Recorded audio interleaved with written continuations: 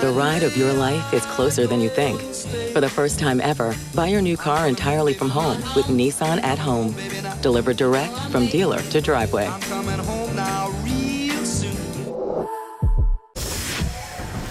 You're watching Capital One Bowl Mania. LA's football palace, SoFi Stadium, and for the first time, college football will be played here. With a matchup featuring the Pac-12's leading rusher, Oregon State's B.J. Baylor, out to carry his team to the next level. Hey, it's been a turnaround season for head coach Jonathan Smith. The Beavs are bowling for the first time since 2013. And now comes the challenge, the Mountain West champs. Welcome to the Jimmy Kimmel LA Bowl, presented by Stiefel. It is a bowl game named after Jimmy Kimmel, but a matchup that is not a joke. Although seeing Kimmel already with the clarinet in hand and joining in the band is the start of a lot of entertainment and laughs tonight, folks. Oregon State, they proved themselves this season. Utah State went 10-3. Both teams feeling like a win here will launch their programs even further ahead. Blake Anderson and the Utah State Aggies. Anderson, the only first-year head coach this season with 10 wins, and here come the Aggies. 2 weeks ago, they beat number 19 San Diego State to win the conference championship. Good evening, everybody. Thrilled you're with us. Joe Tessitore with my partner, Greg McElroy. We'll say hello to Laura Rutledge in just a moment. Jimmy Kimmel LA Bowl. A new bowl is born here this time of the year. It's got a primetime slot on ABC. It's got a magnificent stadium here at SoFi, and it's Pac-12 Mountain West with two teams that are highly motivated, Greg. Yeah, and you say all the time the narrative, well, bowl games don't matter, nobody cares, it's an exhibition. These two teams didn't get the memo, right, because right now when you look at both Oregon State and Utah State, bowl games have not been a foregone conclusion when they start each and every season. Both teams started playing in the early 1890s. For Oregon State, just their 18th bowl appearance, and for Utah State, just their 15th. So two teams that are proud to be here, excited to showcase their programs, and trying to end what's been very promising seasons on a really high note. Let's bring Laura into the conversation. Laura, Utah State has one of the best players in the country at wide receiver. Devin Tompkins, Tess, the national leader in receiving yards, and he almost left Utah State. Actually entered the transfer portal before Blake Anderson, the head coach, was able to come in. And Blake Anderson said that Devin staying is really the turnaround that was necessary to propel them to one of the greatest stories in all of college football. What they've accomplished this year couldn't have happened if Tompkins didn't set the standard. Tompkins likes the matchup today, guys. He says Oregon State plays a lot of man that favors Utah State in their opinion. Or a matchup we're going to be looking at. Here comes Oregon State. Remember, this team beat Utah, the Pac-12 champs, playing in the Rose Bowl. They're at their best when they control with a nasty running attack. We got kickoff when we return to the Jimmy Kimmel LA Bowl.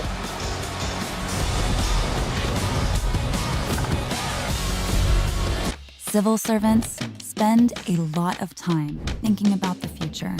And when life feels like it's moving faster than your plans, WAEPA can keep up. For 75 years, WAEPA has supported civilian federal employees in big moments and small ones through group term life insurance. Even the moments you wish you could slow down, WAEPA is there, helping feds and their families protect their future. Visit WAEPA.org. I love sneaking out here. Plush seats, entertainment system, best horsepower I've ever seen. Boomer! I didn't mean it like that. I'm sorry.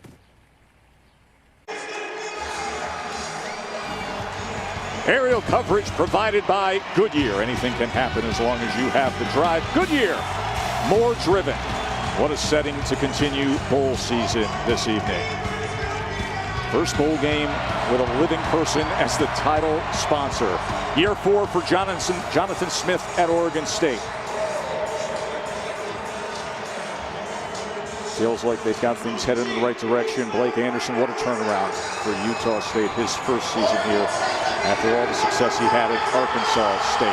Utah State won the toss. They elect to defer. Elliot Nimrod will be kicking off for the first Jimmy Kimmel LA Bowl.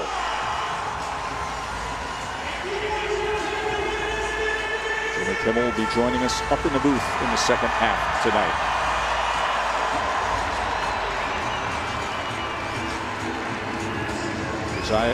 Irish back deep to return for the Beavers.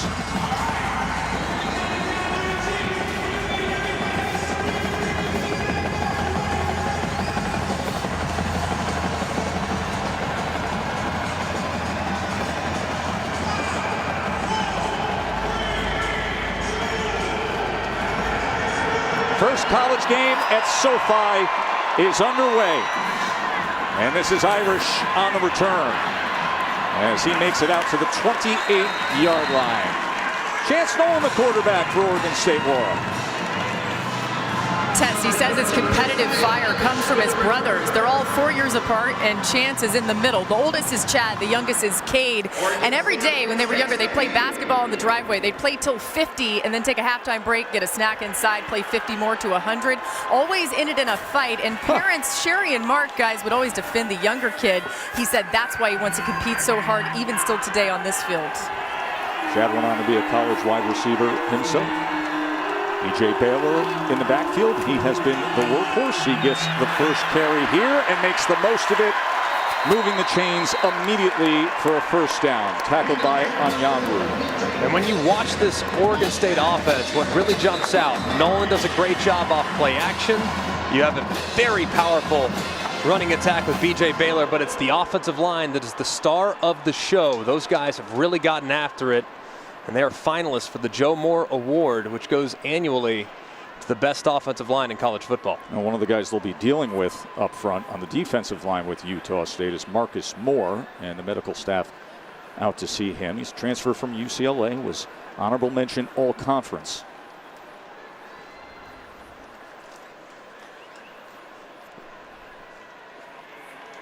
You think about this Oregon State program and where they've been. It has been a long time since we have seen them at this level. 2013 was their last bowl appearance, the Hawaii Bowl champs.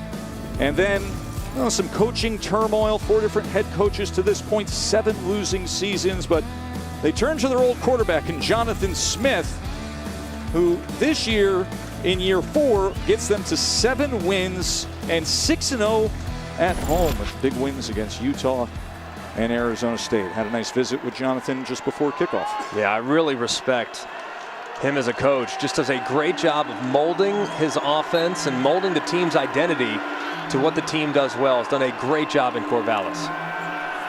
Nolan, first pass attempt of the night, downfield and in stride, Beeson. Zariah Beeson, very talented. Coaches love his upside, and he goes for 39 yards there. And this Utah State team's going to challenge these wide receivers at the line of scrimmage. They're the question mark for Oregon State's offense. They don't often take to the air, especially there in early down and distance, but right there, just a perfect throw over the top. Talk to Jonathan Smith. He's wanting to make sure that this team does a better job tonight hitting on those big play opportunities. They go with the jet action to Irish, and Irish breaks free and is into the end zone. 3 plays and a touchdown. What a start for the Beavers. 20-yard run, Josiah Irish.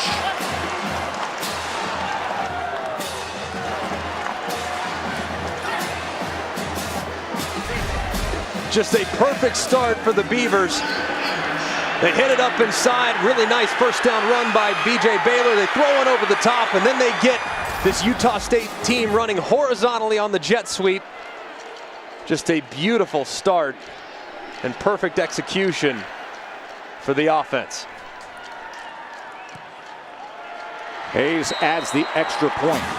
I mean, can you be more efficient and more effective than that? 71 yards in 3 plays, and Irish strides it in. 7-zip early on here in LA.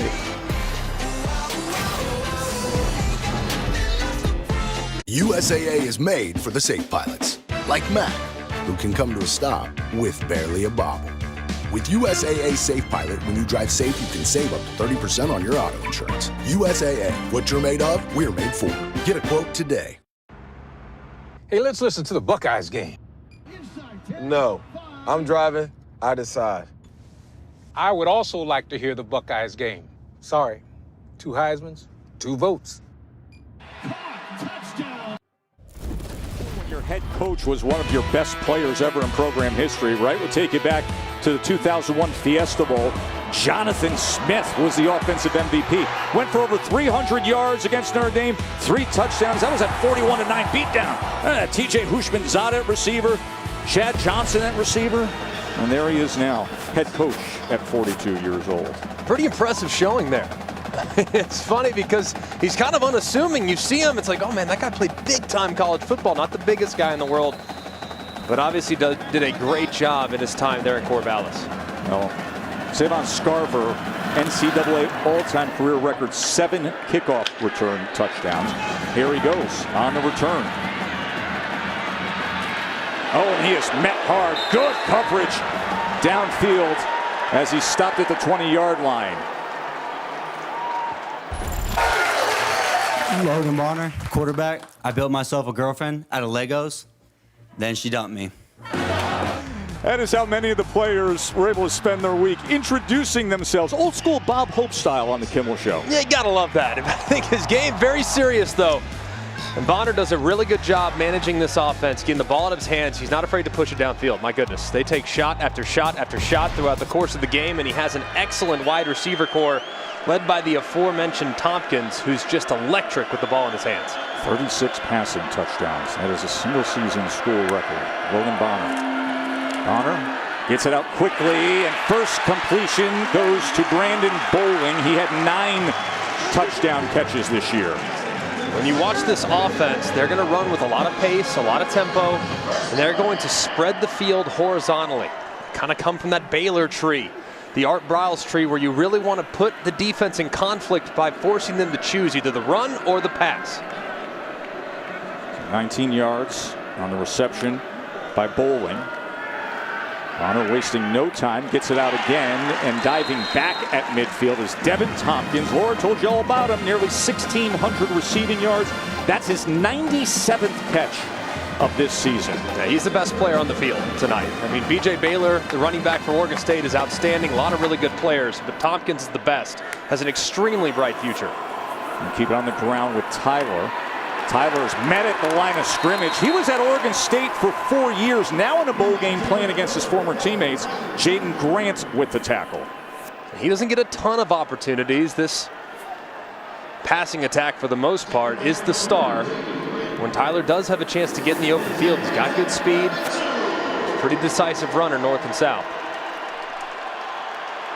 Third down and a long one. Probably 4 down territory here too. Even on this side of the 50, Utah State never afraid to go for it. Bonner is going to have the first down as he completes it past midfield, and he was able to go to Derek Wright. Derek Wright with 11 touchdown catches this season. That was second best in school history. He's been very productive. A lot of weapons that you have to account for. Of course, the star, the go-to guy is Tompkins, but Wright is a handful. He'll get plenty of opportunities. Bowling will get a ton of looks. Then they have the 6'6" McGriff as well. Tyler, not much testing that right side. Kyrie Fisher with the tackle. Avery Roberts, their best defensive player, first team all-conference. He had surgery 2 weeks ago, so he's out. Fisher starts in his place at inside linebacker. Yeah, I hate that you miss a guy that's just been so productive for you, but they're very excited about Fisher and Mascarenas, who will also fill in that void. It would have to be void by committee, because I'm not sure anyone could replace one guy's production by themselves. Bonner is going to float it down the near side, but that is past the intended target, which was Calvin Tyler coming out of the backfield.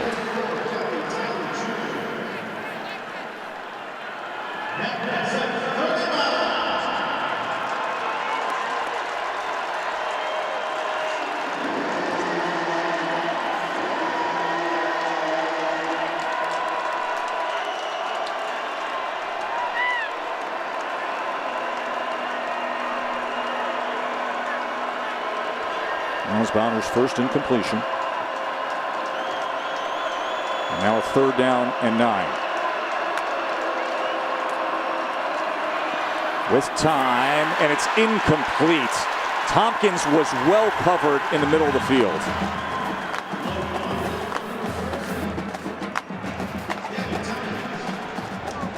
A little unfortunate there for Utah State's offense. Tompkins was working across the middle of the field, was about to come free, kind of got a little bit tripped up there as the middle linebacker was dropping into him. You see right over the middle of the field, just kind of gets tripped up. If he doesn't get slowed down, he's running through that window and probably catching it in stride for the conversion. Just unfortunate there as he got tripped up by the dropping defender. Stephen Kotzenle mounts a punt. Radford put his heels at about the 10-yard line.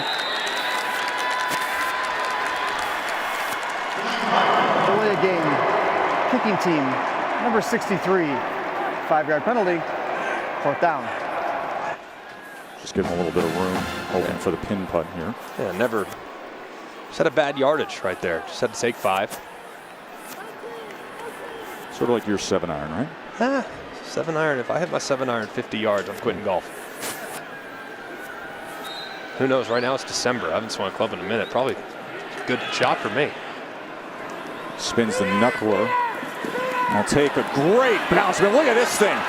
That is inside the 5 for Utah State. Beavers offense be back out there when we come back. Already up 7-zip here at SoFi. I like to get up to 30% off my auto insurance with Safe Pilot. Mr. Gronkowski, USAA is for the military community and their families. That's what makes us special. Oh, but I'm special.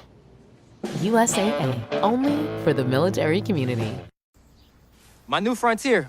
I ordered it with Nissan at home. Don't forget water for the road. How does he make catches like that? In my day, we used Stick'em.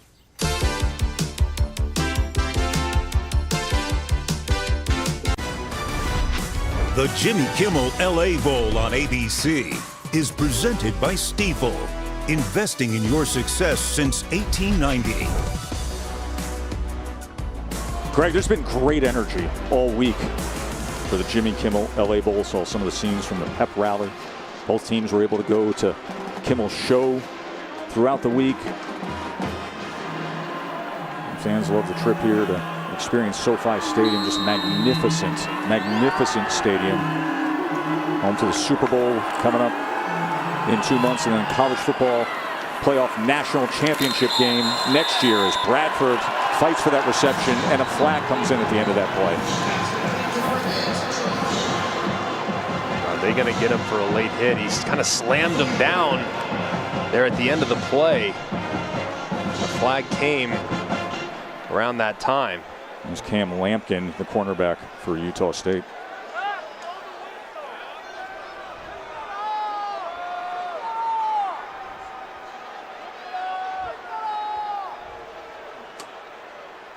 After the play was over, personal foul, late hit number 6 on the defense. 15-yard penalty added to the end of the run, includes an automatic 1st down. Not what Utah State defensive coordinator Efren Bomda wanted to see. He just talked with his defense, especially his secondary guys, after giving up a couple of big plays on that first drive and said, slow down a little bit, guys. Figure out what formation they're in. Figure out what they're doing. We've worked on this. Then scooch up and be smart out there. And sometimes in the bowl season, you're just so ramped up. It's been so long since you played that you sometimes over-pursue.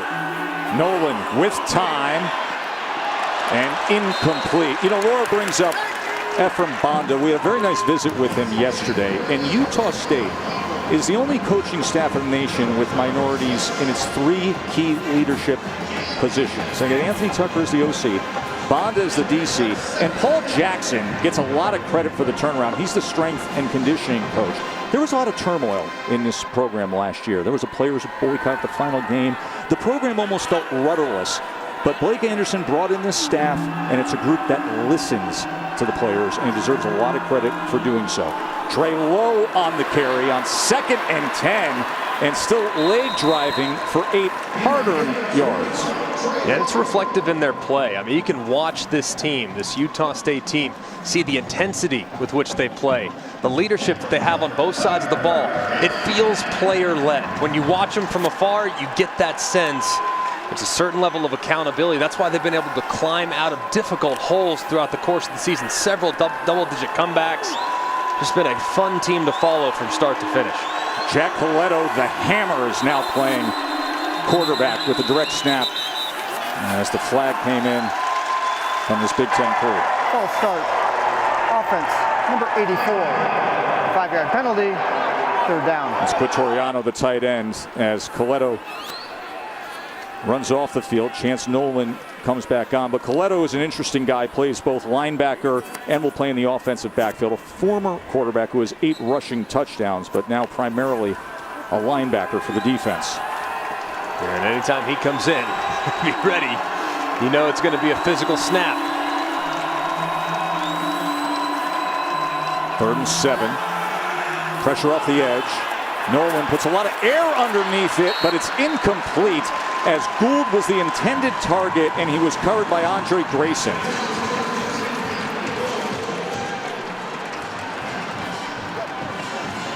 Just excellent coverage here by Grayson. They motion down to the bunch. They stay with it. Man-to-man coverage, lock into the stack.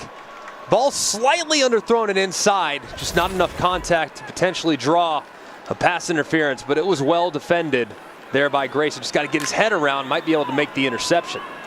Jordan Nathan is back deep for the Luke Loescher, the lefty punter's kick away. And he knuckles this, and the fair catch at about the 26-yard line. Hey, Monday, it's the Myrtle Beach Bowl presented by Tax Act. Old Dominion taking on Tulsa. That's 2:30 on ESPN.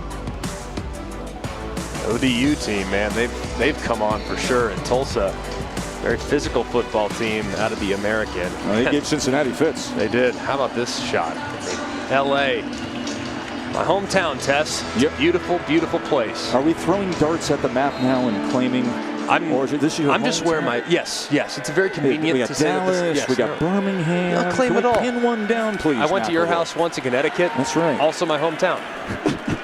Tyler, the carry off the left side as he gets it to the 31-yard line. Tackle from Sandberg.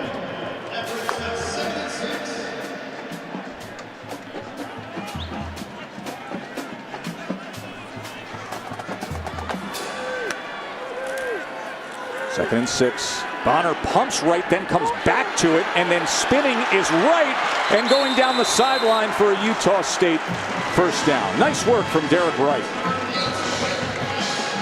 This took a half second. Little double clutch from Bonner. Didn't like it initially. Just in time. By Wright on the quick turn up the sideline. Tyler able to wingle free against his former teammates as he's out to the 46-yard line. 3-yard carry there. Tyler's dealt with a lot of injuries, tore his ACL his sophomore year when he was playing at Oregon State. And this season, Greg, he broke his hand, missed 2 games. He's a tough runner, though. Bonner on 2nd and 7 as he's got terror. And the big tight end past midfield, a first down inside the 40-yard line. He goes for 14 yards. And you watch all these offensive linemen working this way. He just sneaks right out the backside. Piece of cake. Look at the flow defensively. Everyone just takes a half step, jumps leverage. Easy completion there for Bonner.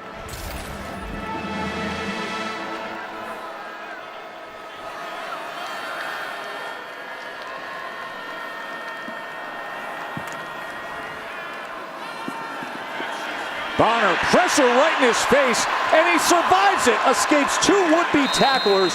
Big, thick quarterback who plays very physical. James Rawls was the first guy to burst into that backfield, but was unable to get Bonner. Yeah, that was a heck of a job, too, because you have a guy like Rawls, 300 pounds, trying to drag you down, and then you have a second guy on the outside. That looked like it was Lolohea. Almost brought him down as well. You can see Bonner, 230 pounds. Not the tallest guy in the world, but very sturdily built. He's just strong. and can really run with the ball in his hands. I may take action on the over 230 there. Might take the under at 6-1 too. Trying to get it back to Derek Wright. Goes incomplete. What I love about Bonner, though, he reminds me a lot of Chase Daniel, where maybe just getting off the bus, not the best looking quarterback, not the prototypical length, not the prototypical size, but the guy makes plays, man. And he's always going to give you a chance. He's a great competitor. And Chase Daniel, I played with him in high school, watched him in college, now going on, what, year 13 in the league here with the Los Angeles Chargers. I mean, he's had an incredible career. So I consider that really high praise for the Utah State quarterback. Yeah, I think that's going to bring out the flag, as Keontae Shad decided he was going to get after it a little earlier than the other 21 players. If you're going to go hard, right? That's right. I mean, if you're going to bring it all the way. Yeah. Offside. Defense, number 32 with contact. 5-yard penalty, 3rd down. Yeah, I mean, if you're going to jump off sides and make a mistake, don't play patty cake with the left guard. Just throw them. Let's see what happens. Maybe they won't call it. Ooh, at the end there, though, Bonner kind of favoring his left leg. Wonder if he got a little banged up on that run just a couple downs ago. He's trying to get past a couple big defensive linemen. Makes for a 3rd down and 5. Pressure again up the middle, but downfield to the end zone. And what an effort to pick that off! Achille Arnold!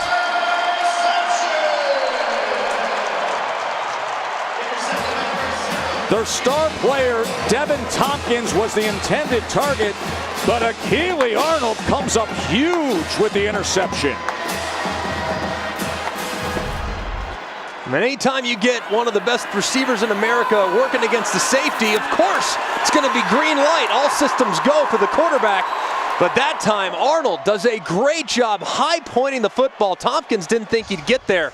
In a perfect world, you'd love to see Tompkins stop his momentum and go vertical, see if you can't out-jump the 5'11 Arnold. But how about the catch for the safety? Difficult matchup for him, but he won it and made the most of what was a heck of a play.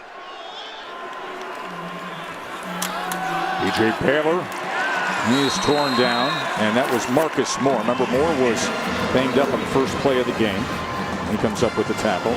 You know, they've got the turnover chainsaw at Oregon State, and that is now in the hands of Achille Arnold. No, I love it. And obviously, just in case you're wondering, there is no chain on the chainsaw. It's a very safe chainsaw. If it is a chainsaw, but it looks the part. It's awesome. Very appropriate for Oregon State. Yeah, we're on 2nd and 9, and that run fit very well played by A.J. Von Pachon. Now there it is. There's the. It says chainsaw on it, but it's chainless. It's the chainless chainsaw. Just in case you didn't know what that was, it is in fact a chainsaw. A chainless chainsaw. There's Bonner, you were saying, limping a little bit after that last run he had, then threw the interception, was looking for Tompkins. 3rd down and 7, Trey Lowe comes in to play running back. Pressure off the edge, he picks it up, and then across the middle is Bradford. And a good chunk play for a 1st down for Trevin Bradford, who comes in with over 1,800 career receiving yards. That's top 10 in school history. And just a nice natural pick here for Oregon State. They're in a bunch formation. They run 2 receivers vertical to the right, and they just bring Bradford right underneath it. Very easy completion, and just a nice design from Brian Lindgren and Jonathan Smith. 20 yards there to Bradford. Nolan, and diving effort from Luke Musgrave. These are the things that Chance Nolan's going to have to continue to develop. Now it's a completion, it's a positive play, but you left a lot of meat on the bone. He's drifting to his left, get a little wide with his front foot, and he forces the receiver to make a difficult catch. If that ball is thrown at the face mask where you'd love for it to be, receiver's turning up, and you got a lot of yards after catch. And that's a great example when you talk about being open and wide with the front foot of how technique and mechanics affect what the execution is and the result is on the field. That was the case there. Vaughns comes up with the tackle of B.J. Baylor. Byron Vaughns, we were sitting down there pregame. Byron Vaughns' dad, he's sitting there front row. He's just barking at us already. He's popping that number 11 jersey. Very proud.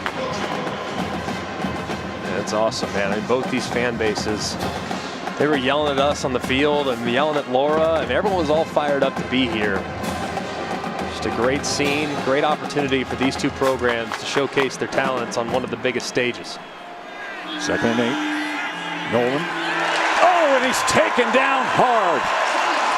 Torn down by Nick Henninger, the academic All-American, with the sack of Chance Nolan.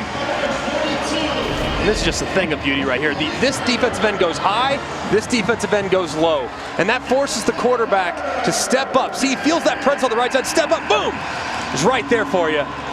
Just an excellent job by this Utah State defensive front, staying on different levels and dropping the quarterback for a big loss. Put themselves in a 3rd and 14 hole.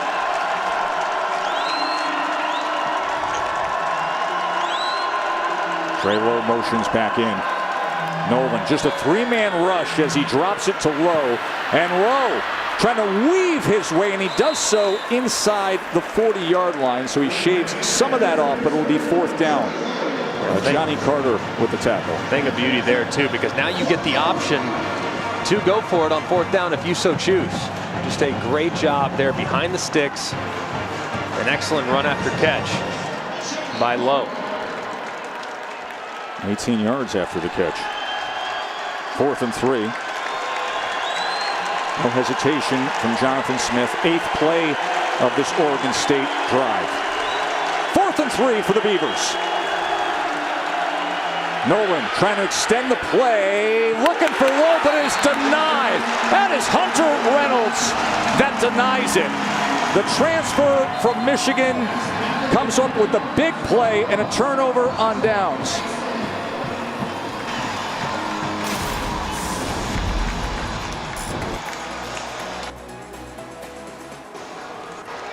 There is no yardage penalty involved. Big play from Reynolds.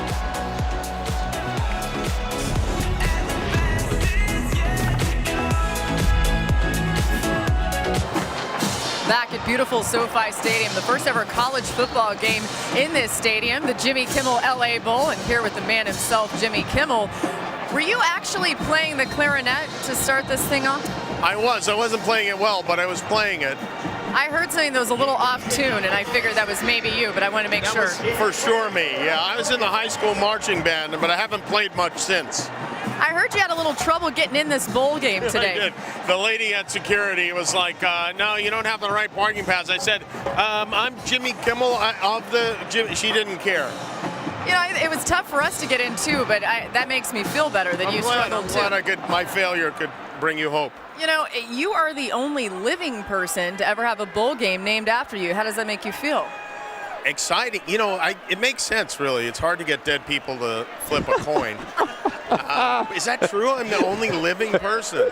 Yeah, Will Rogers had one named after him, but sadly he had already left us at that point. Oh my God, you'd have to tell me now on TV? That's the sort of thing you should break to someone in private. Yeah, I hope things go well for you the rest of the night. Thank you, it's been a lot of fun. You got anything else planned for us that we should know about? I do. We built the world's most powerful t-shirt cannon. It is an enormous, very, very powerful projectile device, and it's worth sticking around to see. We're going to do that at halftime. All right, can't wait. I hope you hit Tess and Greg up in the booth. You think you can aim for those guys? I'm aiming for Greg. Okay, Greg, watch out. Target's on you. Target's on you. Thanks, Jimmy. Laura, you bring up a good point here. He's wearing a credential. Please tell me the credential doesn't actually say Jimmy Kimmel. He needs a credential for his own bowl game? Yeah, look, it says Jimmy Kimmel. They're saying you need a credential for your own bowl game. I know, it's embarrassing. It's because I'm so much more handsome in person. That's what they tell me anyway. I didn't recognize you, to be honest, so there you go. Yeah, all access, though, by the way, so he's okay now that he's got... Yes, I can go in the ladies' room if I want to. Third and 20. We'll find out if he does that, guys. I'll report back. Boy. Thanks, Jay. There'll be sirens going off if he does that. All points bulletin is Terrell takes it on 3rd and 20. Jimmy's unbelievable. I mean, he's got a sandwich that he created that's being sold at concessions. We're going to have him break that down for us when he comes to the booth. He was out there playing the clarinet earlier with the band. And he's got the world's largest T-shirt cannon that he's going to be firing off. Constantly punting away for Utah State. Bradford back to return. And as they put the rat out there, tried to fake the return man to the right side and really had it going to the other side. Greg, how much do you love the bowl season? Oh, there's nothing better. Are you kidding me? We have games every day for the most part up until January 5th. I'm all about football. I like ball. Tuesday, 2 more great bowl games, Kent State and Wyoming. And then UTSA and San Diego State in the Tropical Smoothie Cafe Frisco Bowl. That game right there, fascinating. I don't have to tell Utah State about what San Diego State accomplished this year, but UTSA, they also won their conference. Very powerful run game against a great run defense. So just an incredible slate on Tuesday as well. Baylor not finding much there. B.J. Baylor, over 1,200 yards, who leads the Pac-12 in rushing, taken down by Shaq Bond. He's been a 4-year starter for Utah State. Our all-conference player does a really good job. This is a defense that is extremely aggressive. I mean, they fly around, they put a lot on their players. Shaq Bond's a big reason why they can. These guys are very smart and do a great job being aggressive at the point of attack. 2nd and 10. Nolan is torn down again. As that was Hale Moto Apuaka.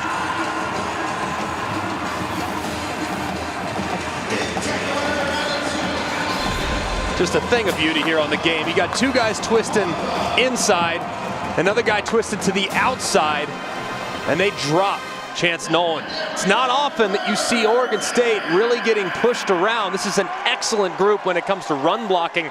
However, if there is an Achilles heel to one of the best offensive lines in college football, it's their pass pro. Struggling so far against Utah State.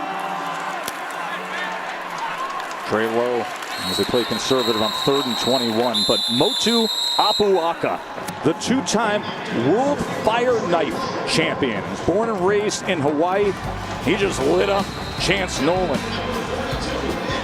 7-zip, Oregon State. This is what we're talking about. 2021 World Fire Knife competition. The men's division champion. That's who just had the sack. Jimmy Kimmel LA Bowl, presented by Stiefel, returns after this message and a word from our ABC stations. I like to get up to 30% off my auto insurance with Safe Pilot. Mr. Gronkowski, USAA is for the military community and their families. That's what makes us special. Oh, but I'm special. USAA, only for the military community. I love sneaking out here. Plush seats, entertainment system, best horsepower I've ever seen. Boomer! I didn't mean it like that. I'm sorry. Thrilled you're with us. Jimmy Kimmel LA Bowl, presented by Stiefel, part of Capital One Bowl Mania. 7-0 Oregon State. Irish had the 20-yard touchdown run. 58 seconds into the game for the Beavers. Luke Losher will be punting away to Jordan Nathan to start this second quarter. Joe Tessitore, Greg McElroy, Laura Rutledge with you here in LA. Already had one great visit with Jimmy Kimmel. He'll be coming up to the booth in the second half. As Nathan will field this at the 35, but he was pinned against the sideline, took a hard hit as he went out. Greg, you noticed something at the end of the play not long ago with Logan Bonner, the starting quarterback with Utah State. And it was on that run that he had earlier in the game where he made this first guy miss, made the second guy miss, but look as he's getting tackled. He cuts to his right, and then that left leg kind of gets hung right behind, and then watch as he's trying to get up to the ground. Kind of favors it for a half second, but watch here. As he tries to lift up, he kind of favors it some and then begins to limp just a little bit with that left leg looking a little less strong than usual. So it looks like, as of right now, it's Cooper Lega, the backup quarterback sophomore out of Orem, Utah. who has spent the year as the number 3, but during the bowl practices has been the number 2, as Andrew Peasley has been dealing with an injury. So Lega in at quarterback and wasting no time. And welcome to the game, Cooper Lega. Devin Tompkins takes it all the way. How about that? 62-yard touchdown, Lega off the bench.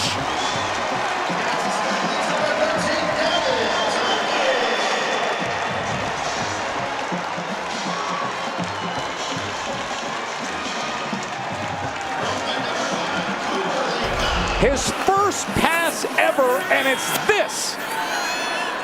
And how about the throw? I mean, over the top. Just a thing of beauty from Lega. First career throw. You can retire now, Cooper Lega, and you'll have the highest passer rating in the history of college football. 1 for 1 for 1,000,000 yards and a touchdown. They had 67 total yards on their first 3 drives. Then Lega comes in, and Tompkins strikes for 62 and a score. Man, oh man. Great stuff here. Utah State ties it up. Cooper Lega. What a moment. I like to get up to 30% off my auto insurance with Safe Pilot. Mr. Gronkowski, USAA is for the military community and their families. That's what makes us special. Oh, but I'm special. USAA, only for the military community. I love sneaking out here. Plush seats, entertainment system, best horsepower I've ever seen. Boomer! I didn't mean it like that. I'm sorry. Back in LA, where Utah State has tied it up with Oregon State. And Cooper Lega, what a way to have your first pass ever. It's a magnificent touchdown pass. You see Logan Bonner right there. He went out of the game with what appears to be a left knee injury, was trying to come back in, was in the medical tent. And then when Cooper Lega went out onto the field and was able to throw that touchdown pass, first guy coming running out of the medical tent, limping like crazy, is Logan Bonner. He's been trying to run on the sideline, guys, but keeps shaking his head no about re-entering. Either way, Utah State feels like they're in good hands with Cooper Lega now at quarterback. Are they ever? This is a short kickoff that Irish will be able to return and make his way across the 25-yard line as flags rain in at the end of the play.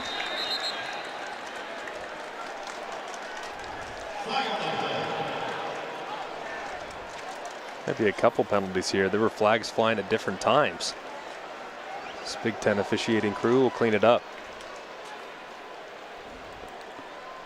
Jeff Servinski heads it up.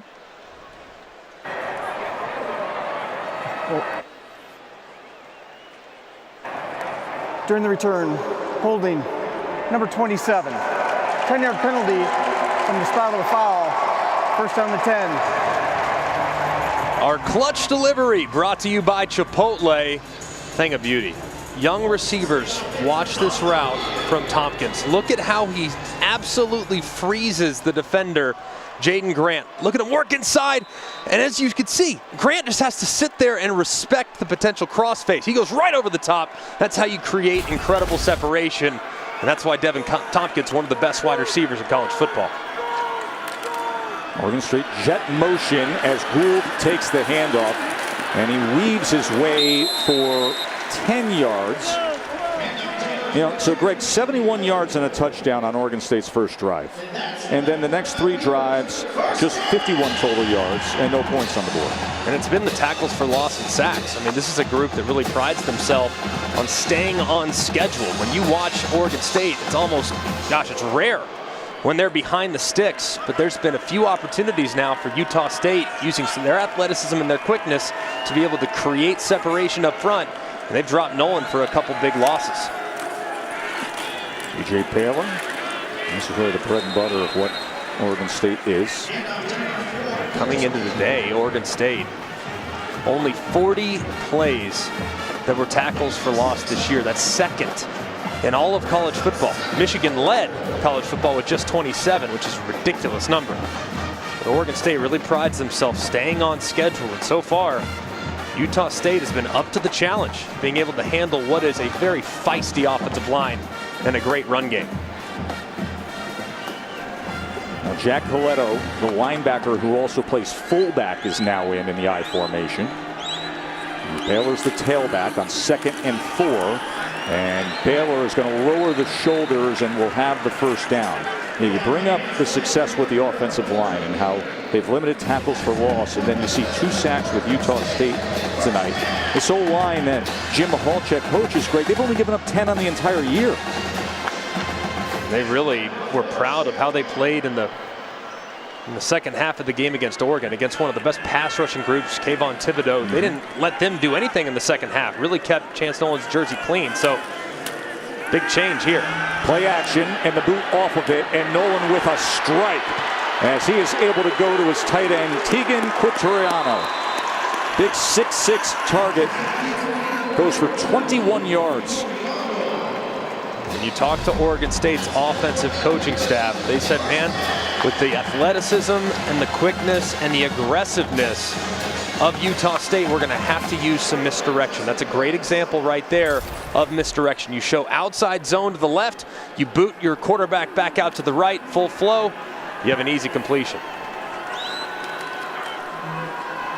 Baylor on first down. Look at that offensive line just finding work downfield, driving ahead as he goes for 7 yards. And when these guys latch on, it's a wrap. And it's not just the offensive line. I mean, their wide receivers and their tight ends. Tegan Quitoriano, Luke Musgrave, they all take ownership in dominating the line of scrimmage and have done so against good competition throughout most of the year. 2nd and 3. As Rowe will have another first down for Oregon State. Now a well-managed drive. As they're 6 plays into it, 54 yards. Rowe goes for 6 there. Be right here. You got it really working on the ground. I'm Brian Lindgren. Here's play action time. Plus 32-yard line. Heavy play action. Get those safeties, get those linebackers to come up and attack the line of scrimmage. And then boom, you throw it over their heads for what might be a touchdown. This would be the play action shot down for me.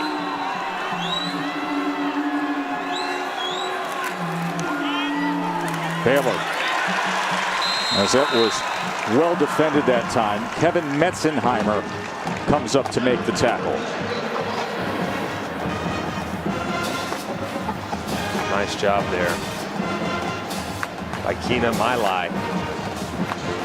Linebacker getting around the edge and dropping.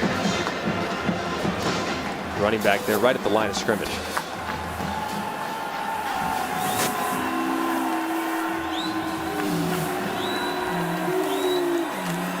Second and 10. Baylor wrapped up.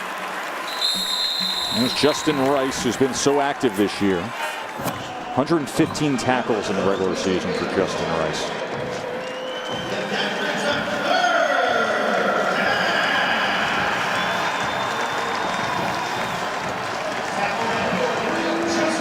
On this down and distance, Oregon State had some success earlier with a bunch formation. Let's see if they go back to that bunch formation, 3 receivers tight to the top, and see if they can't create a natural pick, which they've had success with on 3rd down so far. Here's 3rd and 6. Nolan gets it complete right over the middle as he goes to Anthony Gould.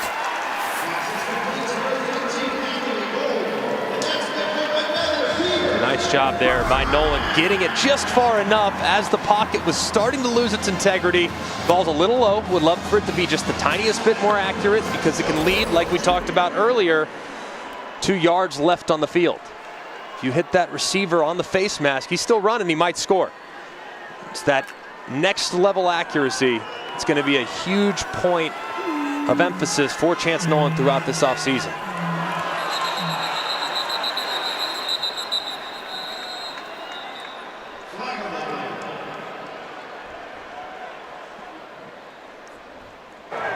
False start. Offense, number 88. 5-yard penalty, first down. It's Musgrave, the other tight end.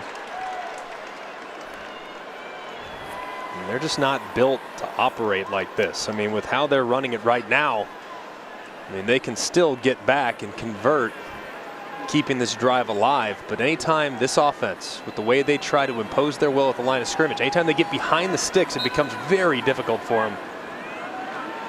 And they're obviously not a team that really wants to spend a ton of time throwing it on 1st and 10 situations.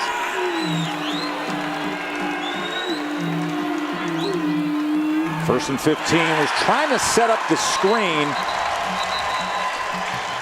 But Byron Vaughn, he's been very active in this first half. The defensive end for Utah State, he was able to disrupt that play. Great job by Vaughn. Of course, has great length at 6'4", attacks the quarterback's throwing arm. You know, I give a little pause and wonder if that was a backwards pass. And it's immediately recovered and it was blown dead, so I'm not sure it would change the outcome, but let's take a peek just to see. I think it was forward.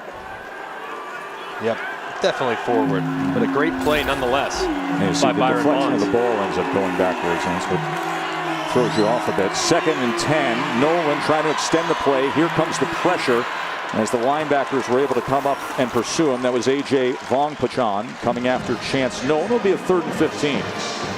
Last time, I mean, every time you get similar down in distance.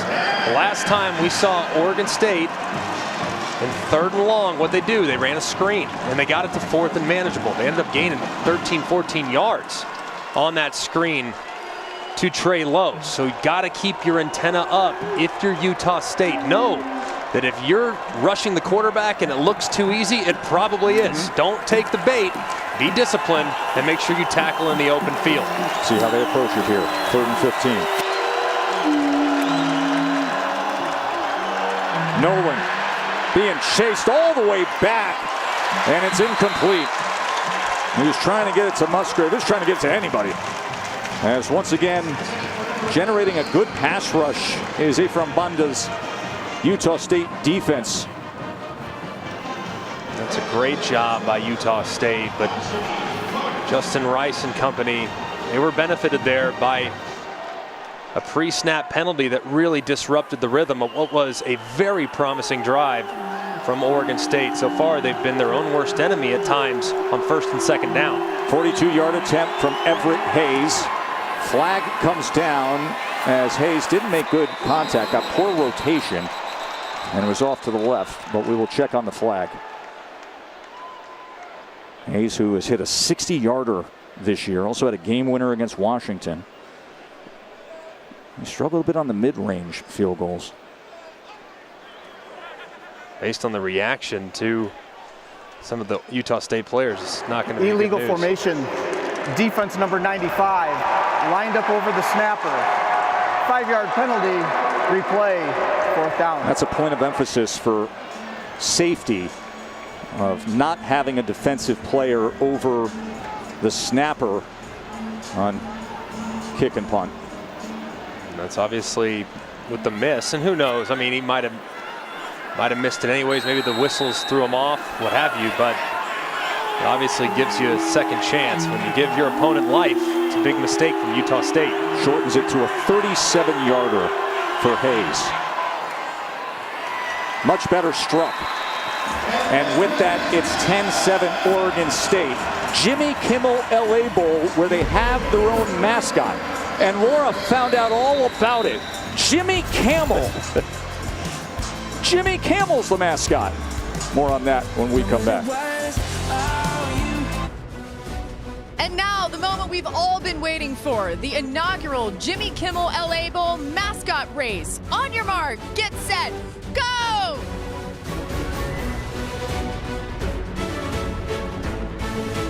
Wow! Jimmy Kimmel, what a great job. What an upset win. How do you feel?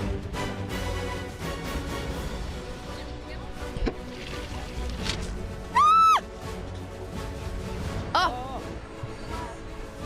All right. Smells like pizza.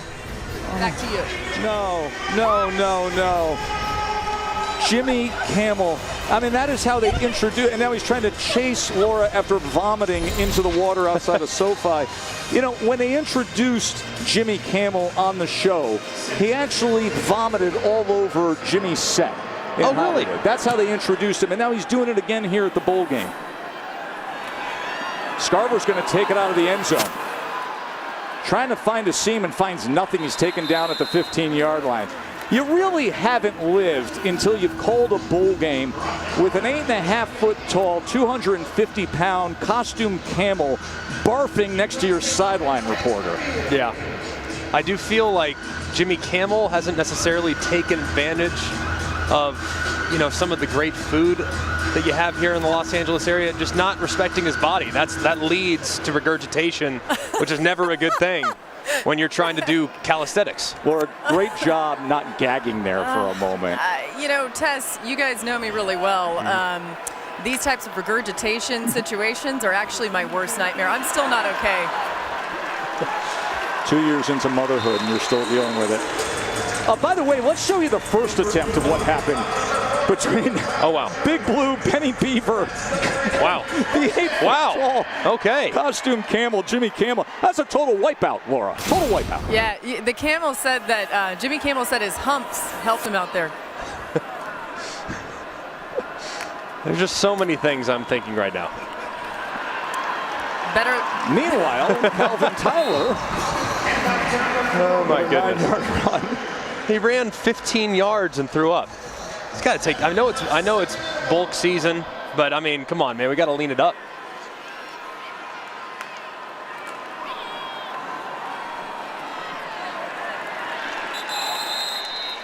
Tyler on the carry.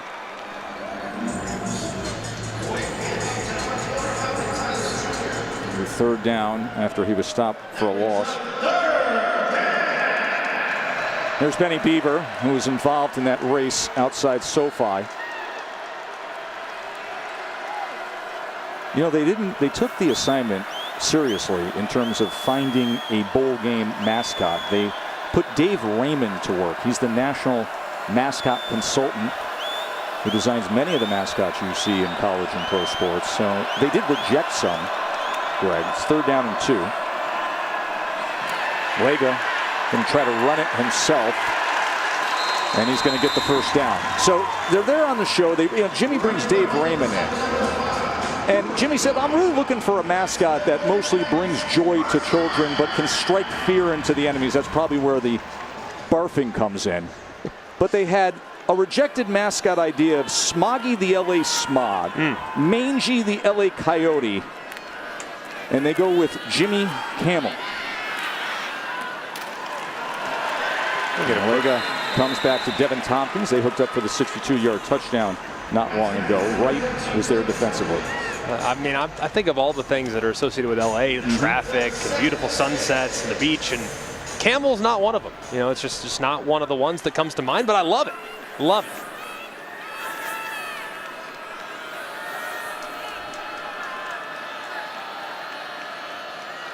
it. Second and 6. Lega going to give to Tyler. And Tyler is brought down immediately that time by Sandberg. Here's what happened on the Kimmel Show. I was thinking things about LA, because they're like smoggy there. Then we have, this is an animal we see commonly around here. Yeah. Good. This would be Jimmy Kimmel. This would be a camel. I like this. And that's who we have here. A camel walking around with a man's beard, a collar, a silk tie.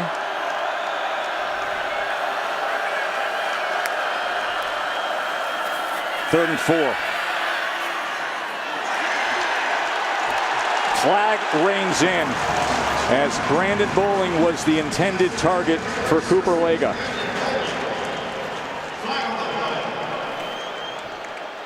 Big penalty there. Throw off the mark, but it's rewarded because of the contact in the secondary. Pass interference. Defense number 28. 15-yard penalty results in an automatic first down. Oladapo is flagged. He was honorable mention all Pac-12 this season. And nothing he could really do. I mean, the ball's thrown behind the intended receiver. He tries to go vertical for it. Oladapo's just keeping his momentum going. As you can see, Bonner now going into the locker room. No limp there, but it does appear, based on what Laura reported earlier, it does appear like his night has potentially come to an end. Starting quarterback who set the single-season school record with passing touchdowns this year. So Cooper Lega, who was #3 all year long, elevated to the backup with Andrew Peasley injured this bowl practice season, and Lega came right in with a 62-yard touchdown pass to Tompkins. Sprint right for Lega. And incomplete as he was trying to get it to Bowling on the sideline. Just great coverage there by Oregon State there in the secondary. They've been moving the pocket to try to take some of the pressure off, try to simplify some of the reads for Cooper Lega. Cut the field in half. When you move the quarterback, you cut the field in half. That time they tried to go with a double move to Tompkins, but it was extremely well covered by the Beavers. Tyler, well blocked, and a first down for the Aggies.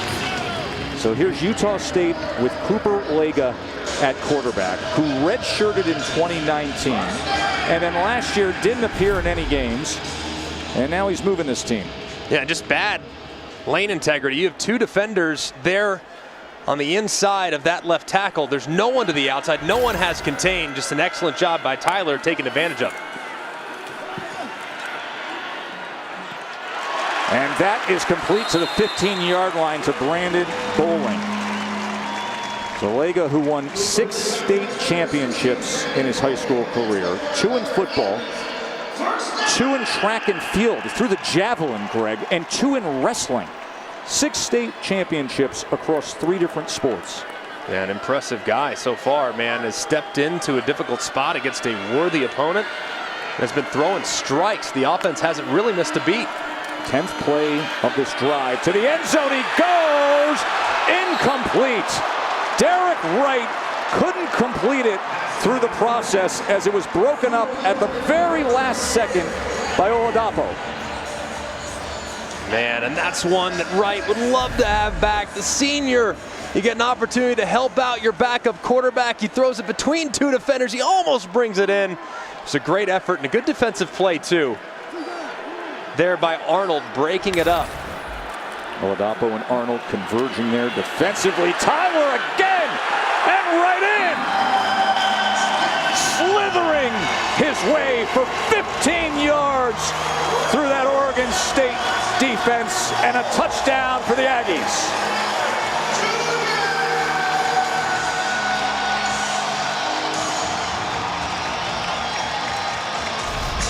How about it?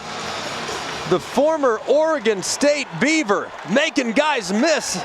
Little shimmy there at the second level. And he finds pay dirt as he looking to his old teammate's sideline, talking a little smack across the field. He had 2 touchdowns in his career wearing the black and orange. Flag is down on the extra point attempt. Running into the kicker. Defense number 1, the penalties declined, the result of the try is good. Timeout on the field. Calvin Tyler, 4 years at Oregon State, limited action there, but turning into a very productive player for Utah State. A touchdown against his former teammates, 14-10 Aggies.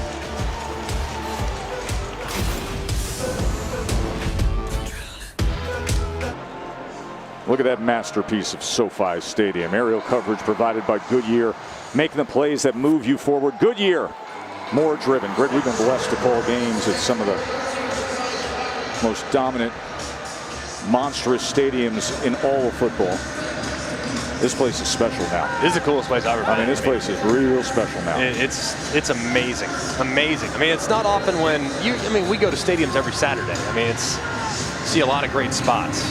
This place is on another level of impressive. I mean, it makes the Great Western Forum look like a matchbox. It's crazy. Irish on the return. Remember, he had a touchdown run to start the game. Tried to hit his stride, but lost it at the 25-yard line. College football playoff semifinals. They're coming your way on Friday, December 31st on ESPN. The Heisman winner will get the day started. Bryce Young in #1 Alabama against #4 Cincinnati. That's a Goodyear Cotton Bowl Classic, and then it is Michigan and Georgia in the Capital One Orange Bowl. As you can see, one team with an awful lot of playoff experience and three that have been there for the first time. Two of the three had been there for the first time. So very, very exciting playoff group. Chance Nolan is going to run it on first down, and he's going to do so for 11 yards and move the chains. Justin Rice came up with the tackle at the end of that. You know, it's interesting, Cincinnati, we just had them in a championship win a couple weeks ago. Their frontline talent is elite. Oh, it is. There are top SEC programs contending for national titles that would trade anything to have those cornerbacks. Sauce Gardner hasn't given up a touchdown pass in his touchdown catch in his Cincy career. Elite cornerback they have. They are legit. In a one-game season, they can beat anybody, no doubt about it. B.J. Baylor, he is tackled for a loss. That is an active front. Flag comes in late as Metzenheimer makes the tackle of Baylor. I think they're going to get Vaughns on a late hit here, potentially. Vaughns has had a revving engine all night long, hasn't he? Transfer from Texas, who plays defensive end. After the play was over, personal foul, late hit defense, #11. 15-yard penalty to be added to the end of the run. Includes an automatic first down. Vaughns is coming off a stellar performance against 19th-ranked San Diego State. Greg was the defensive MVP of the Mountain West Championship game. And this is not egregious. It's the correct call. But he's just trying to play. I mean, he's obviously trying to make a play. It's late, can't do it. You got to call him down. He's just flying to the football, playing with great effort, but you cannot do that because you give a free 15 yards when your defense has been playing really well. As you can see, he's very frustrated with himself. Nolan sacked again, and it's Henniger with his second. An offensive line that came in only giving up 10 sacks has given up 3 in this first half. And this is just an unbelievable rush, beating Quatoriano. Bad set there by Quatoriano. You got to attack him. I mean, he kind of just plays it passive. Next thing you know, Henniger just goes right around him, and another first down negative play for the Beavers. 2nd and 17 as Lowe probes the middle of that defensive line, gets it back to midfield.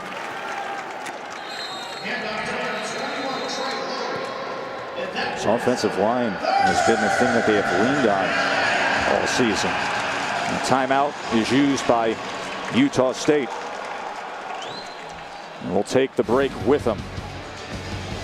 Utah State up 14-10 here at SoFi. I like to get up to 30% off my auto insurance with Safe Pilot. Mr. Gronkowski, USAA is for the military community and their families. That's what makes us special. Oh, but I'm special. USAA, only for the military community. My new Frontier. I ordered it with Nissan at home. Don't forget water for the road. How does he make catches like that? In my day, we used stick 'em.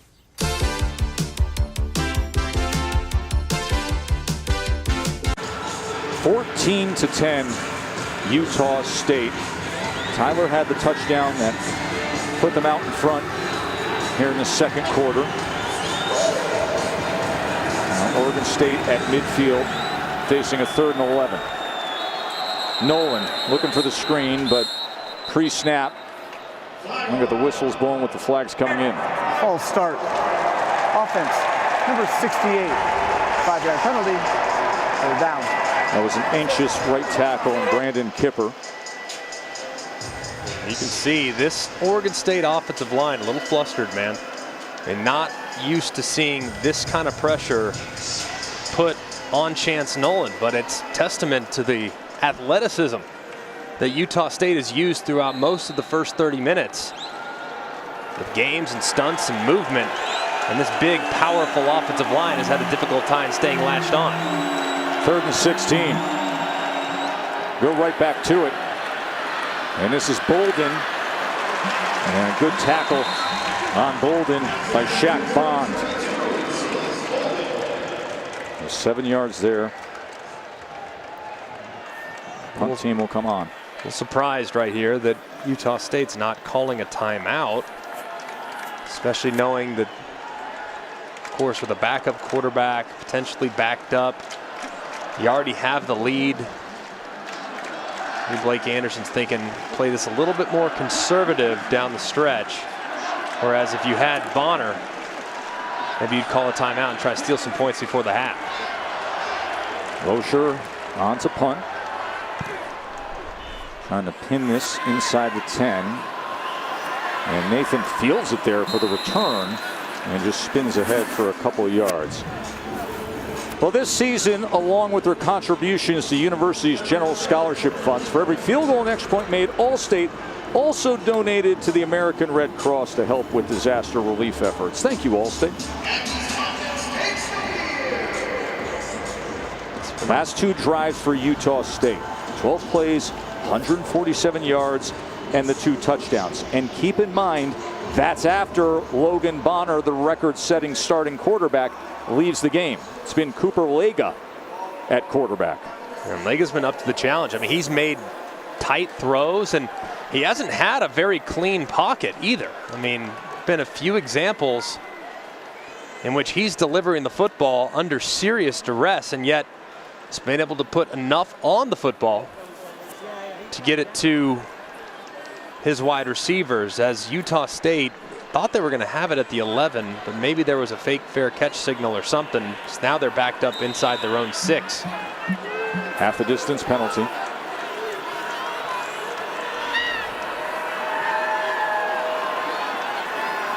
If you're Oregon State too, they decide to play conservative. You start firing your timeouts. See if you can't steal some points before the half as well. Tyler barely makes it back to the line of scrimmage. So let's see how the timeouts are managed here.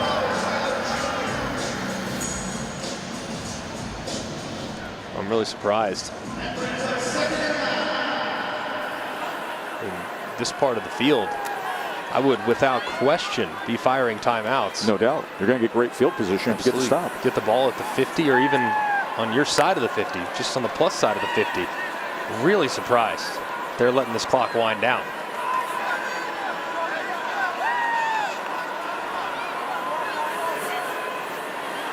So Oregon State creeping up to the line here as they will pass out of it, and they will get the first down to Tompkins, one of the very best receivers in the country. Will move the chains for Utah State and get them out of that hole. Well, they can play fast, of course, so 2-minute operations, their normal offensive tempo. Now expect them to start moving with a little urgency.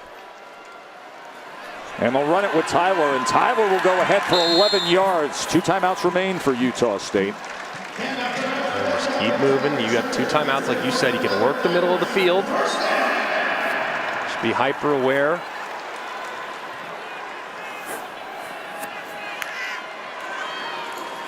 Four-man rush on Lega. And Lega goes to the 49-yard line to Tompkins, and they're saying incomplete. Kelly Arnold on coverage there. Remember, he had the interception in the end zone in the first quarter tonight. I know you want to work your best receiver, Devin Tompkins, if you have a favorable matchup, but I would not advise Cooper Lega to be pounding the middle of the field. You can work it if it's there, but do not get greedy. That was a very tight window. Had the defender been looking a little earlier, it could have very easily been intercepted. They get to the other side, and that is incomplete as well. Looking for McGriff, Justin McGriff, who's the 6'6" target. Half a minute to play in the first half now.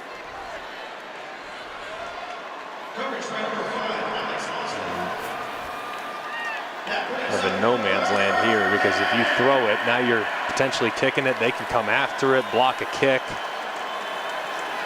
But if you run it and they stop you, then you're looking at a situation where you got to punt it back to them anyways. They still have 2 timeouts and potentially 25 seconds to maybe put together their own 2-minute drive. 3rd and 10. Lega has to step up and then is torn down. That is Keontae Shad with the sack.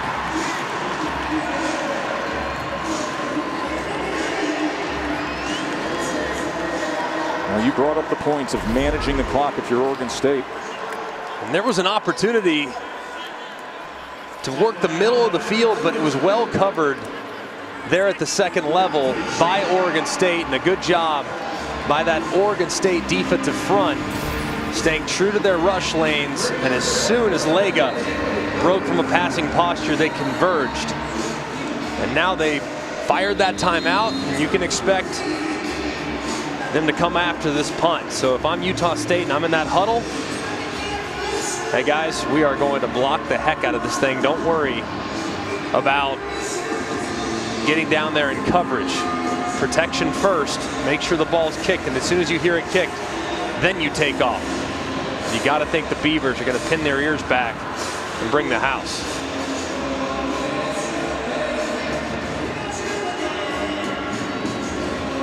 The game we thought we'd have, right, Greg? I mean, this is one of those games where you look and see all the bowl matchups, and you got a Mountain West Conference championship team. You got an Oregon State team that feels like they've got some program momentum. And we said it all week long. Good matchup on the field here. Amazing matchup, and two very contrasting styles. Yep. One team that's built to impose their will in the run game, another team that's a little more spread oriented.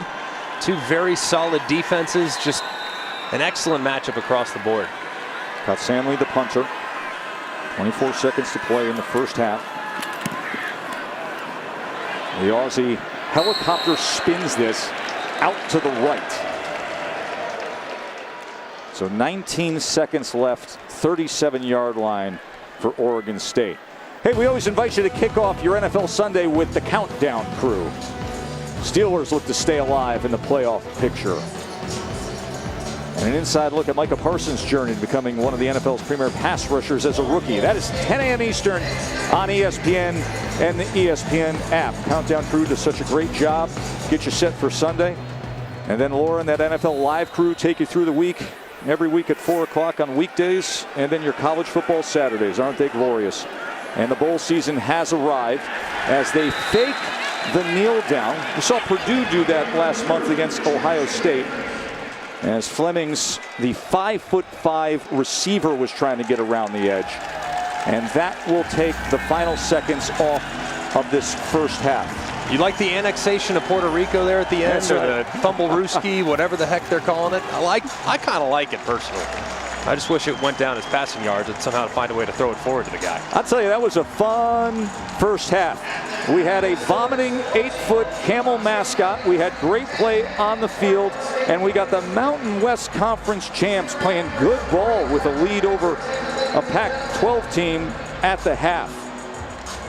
And a backup quarterback who had his spotlight and took advantage. Cooper Lega coming in, and his first college pass, a 62-yard touchdown to Devin Tompkins.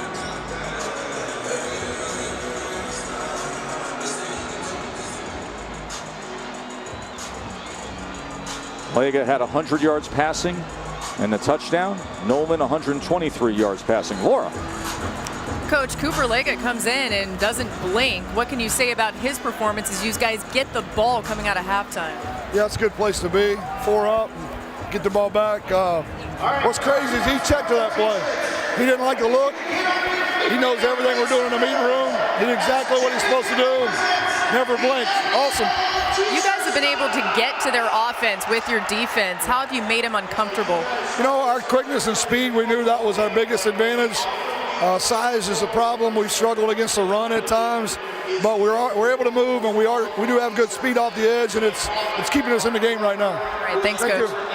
Tess, Blake Anderson, it's unbelievable they checked to the play. Blake Anderson, 14-10, his team leads. Good stuff here. The Jimmy Kimmel LA Bowl from SoFi. The halftime report is still to come after this message.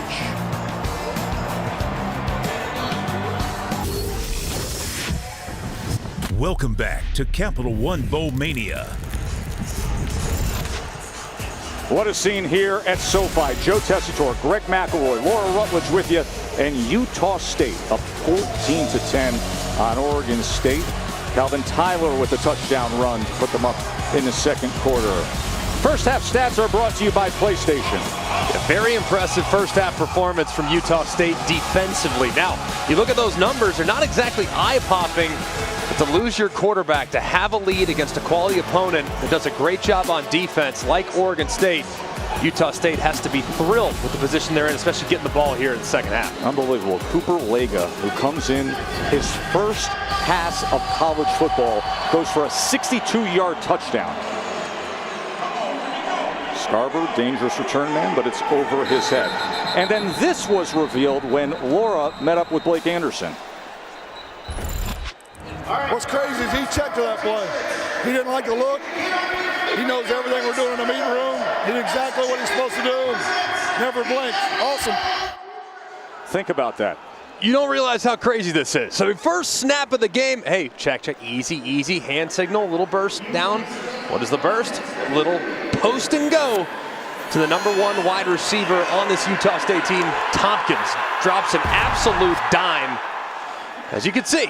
Now, it's the last 25 years, I think it's safe to say, probably ever, the first quarterback to ever throw a touchdown pass in a bowl game.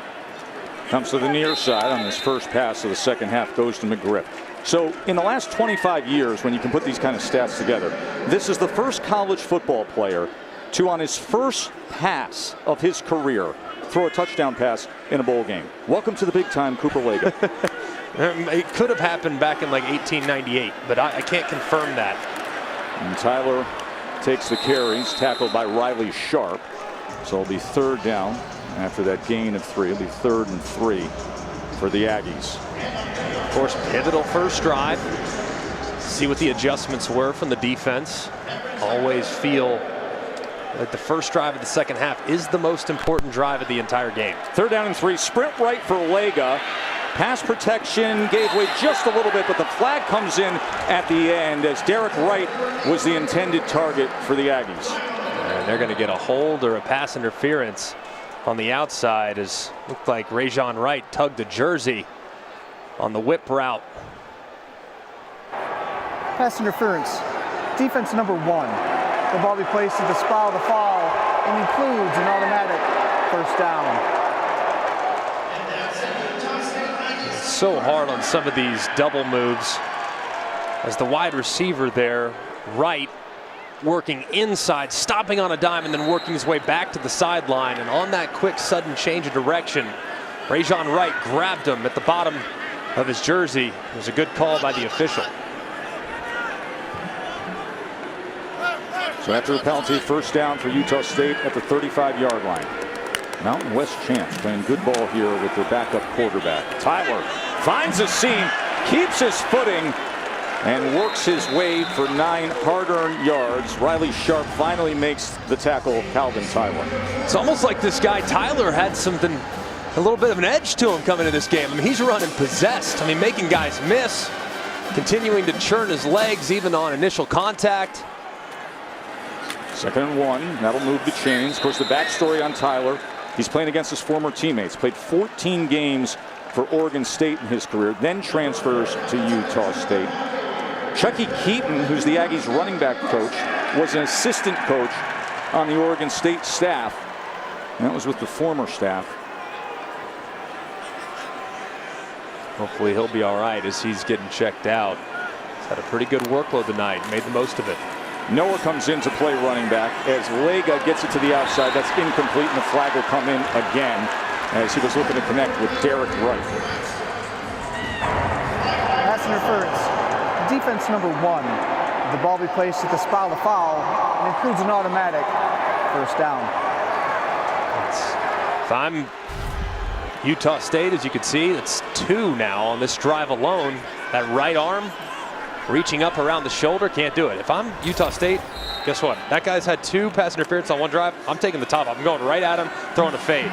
Lega gonna take a shot downfield. Look at the pull of the jersey again that time as Wright had coverage on Derek Wright. And there's no flag. I mean, that seemed as obvious as could be, Greg.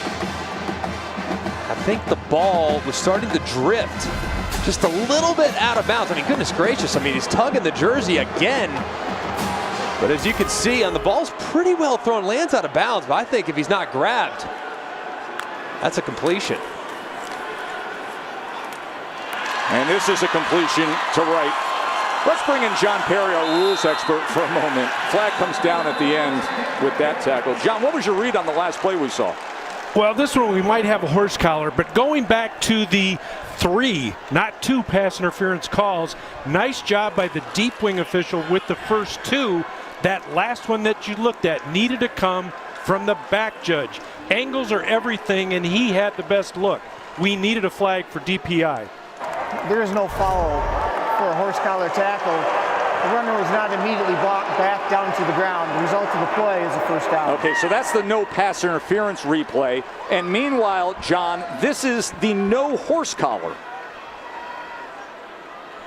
I don't have any problem. I think they were right there. He didn't tug him back directly. He did grab up around the faceplate, but for it to be a horse collar, you have to be tugged back immediately. Didn't look like he was. First down. Lega stepping up in the pocket, then gets it off to the side and smartly does so to Noah, and then Noah dives ahead for a first down. So a heads-up play from Cooper Lega. I'll tell you, this kid, for never been out there on the field, he is calm, he is confident, he'll ad-lib, he'll check into things. Look at this. And I'm telling you, he's trying to become a guest on the Kimmel show, because I'll tell you what, man, this guy's playing like Mahomes, playing out of his mind. By the way, Jimmy's going to be joining us in moments right here in the booth. Hit as he throws that time. So that goes incomplete. Jimmy Kimmel going to be joining us and give us his reaction to everything tonight.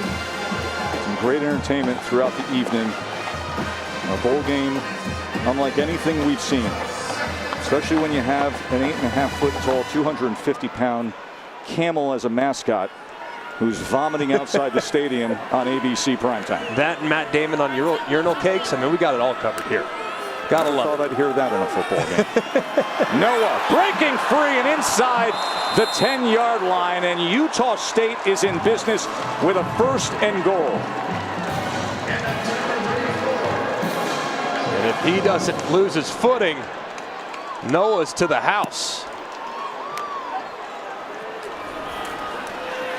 Nothing there, struggling to get back to the line of scrimmage as he was tackled by Anjay Hughes-Murray and Kyrie Fisher. And at this point, Trent Bray, defensive coordinator for Oregon State, he's got to be thinking, man, we just need to pin our ears back and come after him. I mean, back against the wall, send the house, blitz everybody. And let's see if this young quarterback knows what he's doing and knows where his answers are with some of these pressures. That's what I do. Young quarterback, heat him up. Let's see how he responds. 2nd and goal. Lega had time and then is torn down by Hughes-Murray. 6-year player, 3-time team captain. Great job by Hughes-Murray, working upfield, getting a quick swim underneath and dropping Lega. That's a great job of being aware where the quarterback is in the pocket when he wins in his pass rush. 12th play of this drive coming, and they haven't faced a 3rd down on this drive until now. Keep an eye on 13, motioning across the ball. That's where I'm looking, my number 1 wide receiver. See if they can find a favorable matchup for him. See now, motions out. He's right there at the top. 3rd and goal. They keep it on the ground, and Noah doesn't find much of anything. Omar Spates fitting up that run and making the tackle. Great job by Oregon State there. You're on your heels. Defense is really getting pushed around. Utah State starting to impose their will in the run game, and they buckle down inside the 10. Get the sack, and now they come off with limited damage, just a field goal from what was a very good opening drive from Utah State. Connor Coles, 25-yard field goal attempt. And he punches it through. And Utah State pushes their lead to 7. The host of the night in the booth when we return, Jimmy Kimmel himself from LA. Don't go anywhere. Welcome back to the Jimmy Kimmel LA Bowl presented by Stiefel. Oregon State's defense able to hold Utah State to a field goal just then coming out of halftime. And Oregon State head coach Jonathan Smith will be at least a little bit happy about that. He said they absolutely could not give up a touchdown, didn't want to give up any points, but said a field goal would at least be okay. They're looking at a situation where he's incredibly impressed by Cooper Lega, the quarterback on the Utah State side, that he knows they're going to be in a fight here. They have to limit the self-inflicted mistakes, Tess and Greg, because that's what he said really hurt him in the first half. They actually feel decent about their position offensively because it was really more on them than their opponent. Now, Lega has been impressive. Who would think that? Backup quarterback. He's got his team up by 7 here against Oregon State. Jimmy Kimmel LA Bowl presented by Stiefel. What a night we've had. Great game on the field and so much entertainment in and around the stadium as Irish takes it on the return. And that is because of the guy who now joins us in the booth, Joe and Greg, with the man himself. Thanks, guys. Thank you. This is outrageous, my man. I mean, it's just outrageous. This is one of the dumbest things I've ever done, and and one of the most fun too.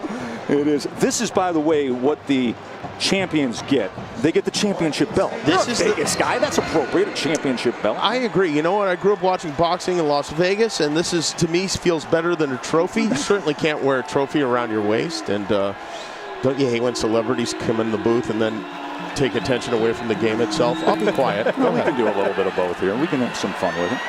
As they quickly get it out to Harrison. Harrison goes ahead for a first down. It's very understated. I was about to say, it's very really understated. not that. Is that 24 karat gold? It is. This is worth $6.5 million. Wow. Okay. It's just appraised, and very nice. Yeah.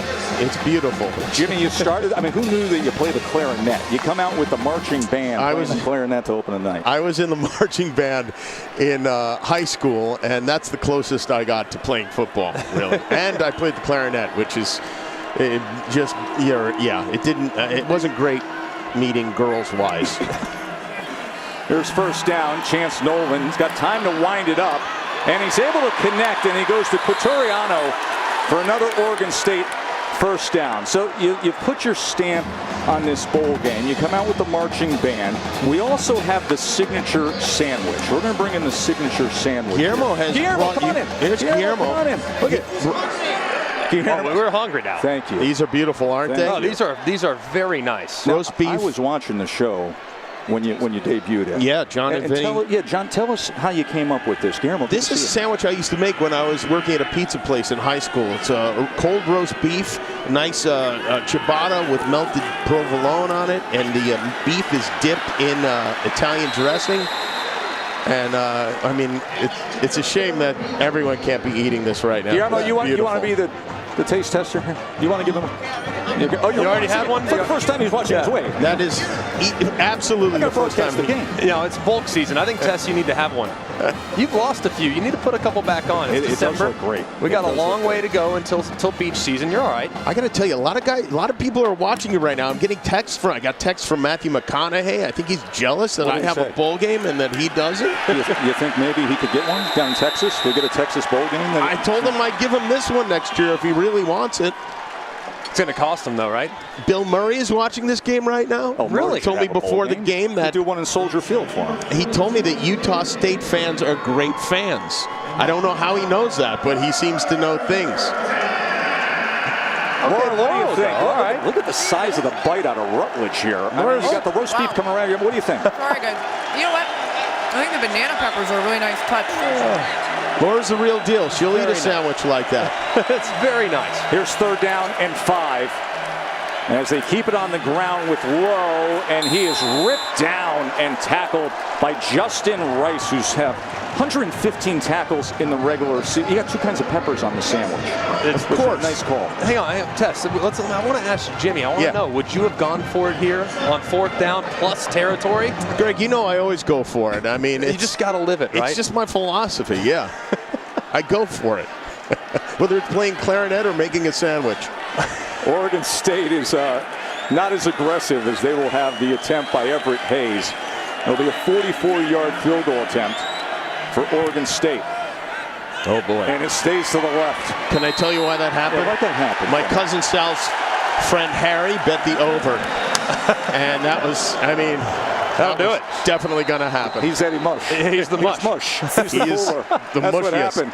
Now we know. So guys, somehow I avoided the vomit from the camel, and the sandwich has dripped all down my chin. Oh, no. Oh, no. Sorry, Laura. This game. That's the Italian dressing it's marinated in.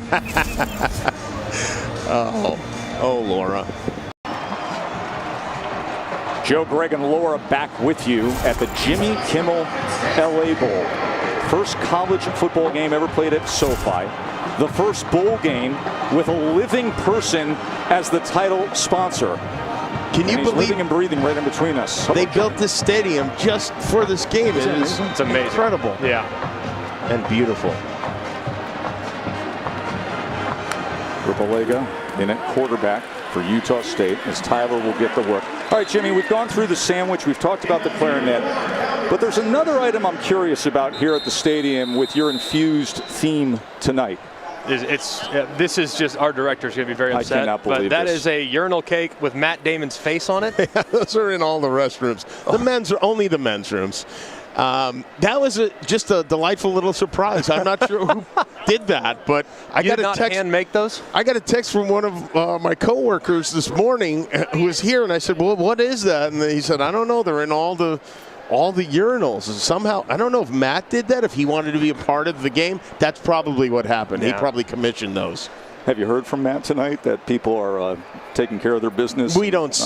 He's the target. Yeah, we don't communicate in a friendly way. Would you ever consider like maybe an LVP trophy in honor of Matt Damon? No, I would not. You would not? Okay, No. I got you. You're just the least valuable player. Yes. I wouldn't do that to the kids, you know? They work too Well, you hard could give it to the broadcast team. to be insulted like that. We can give it As to the do you broadcast. guys, by the way. Calvin Tyler is down at the end of this play, so the trainers are out there tending to him, and he's about to get up as they're trying to help him to his feet after that last rush he had for 6 yards. And he got shaken up a second ago, had to come out of the game on the last drive, and that's really a big loss potentially for Utah State. He's been electric tonight. He's been so good between the tackles and on the perimeter, going against his former team, of course, the transfer from Oregon State that's now really become a featured player within this offense. You can see kind of get grabbed a little awkwardly with that left leg. And he's up on his feet, walking off under his own power. So very relieved to see that. He's been a real fun player to watch throughout the course of the night. Had the 15-yard touchdown earlier tonight and his 16 carries for 92 yards, but he's able to walk off there. Yeah. By the way, the Jimmy Kimmel mascot, I mean, everybody just loved it. Loved it. My daughter, who's 7 years old, goes, "What? This is it's named Jimmy Kimmel." She doesn't know what's going on right now. I really upped my status with the kids this evening. I would have voted for the Coyote personally, Mangy the Coyote.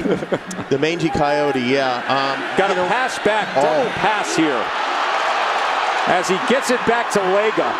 This is the quarterback striding downfield, as it was Derek Wright who threw back to Cooper Lega. Kimmel, you come into the booth and crazy things happen. I love seeing plays like that. I just love that kind of stuff. That reminds me of the old days. Look at this.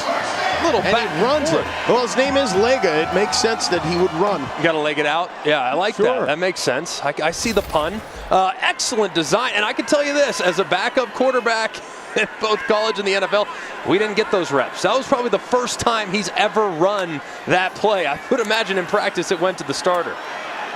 Lega taking a shot downfield at 15 and gets this complete to Devin Tompkins. I mean, the story that's playing out here with Lega, Jimmy, he had never even thrown a college football pass. He comes into the game, he's putting on a show. Can I tell you something? When the team came to see my show, we didn't even let him come in the studio. He had to sit in the hall.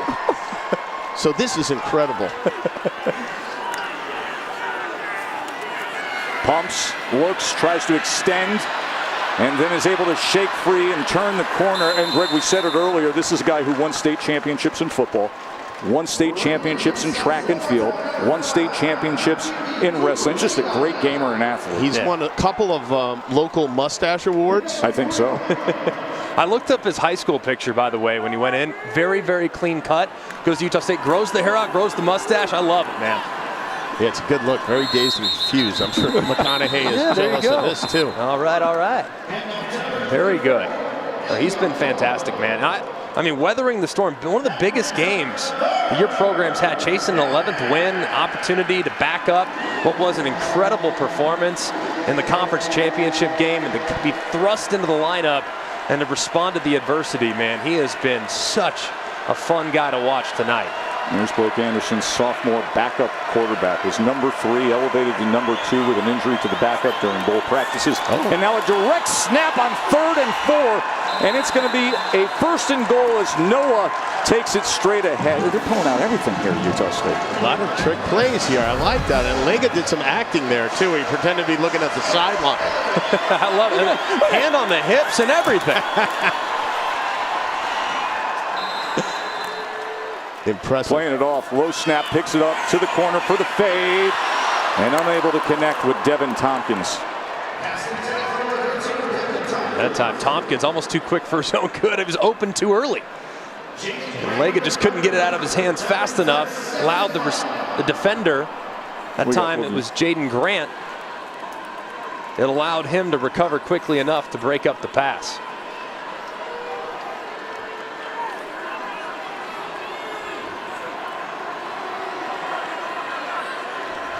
Second and goal.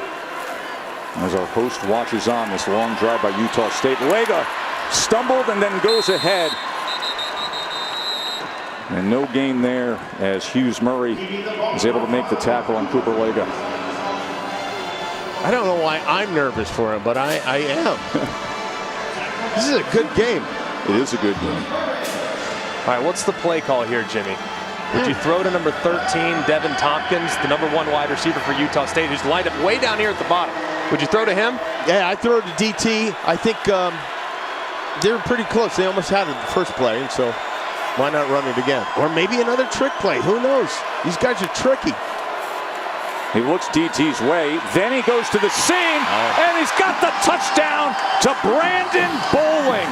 Cooper Lega, star is born, Kimmel. Unbelievable.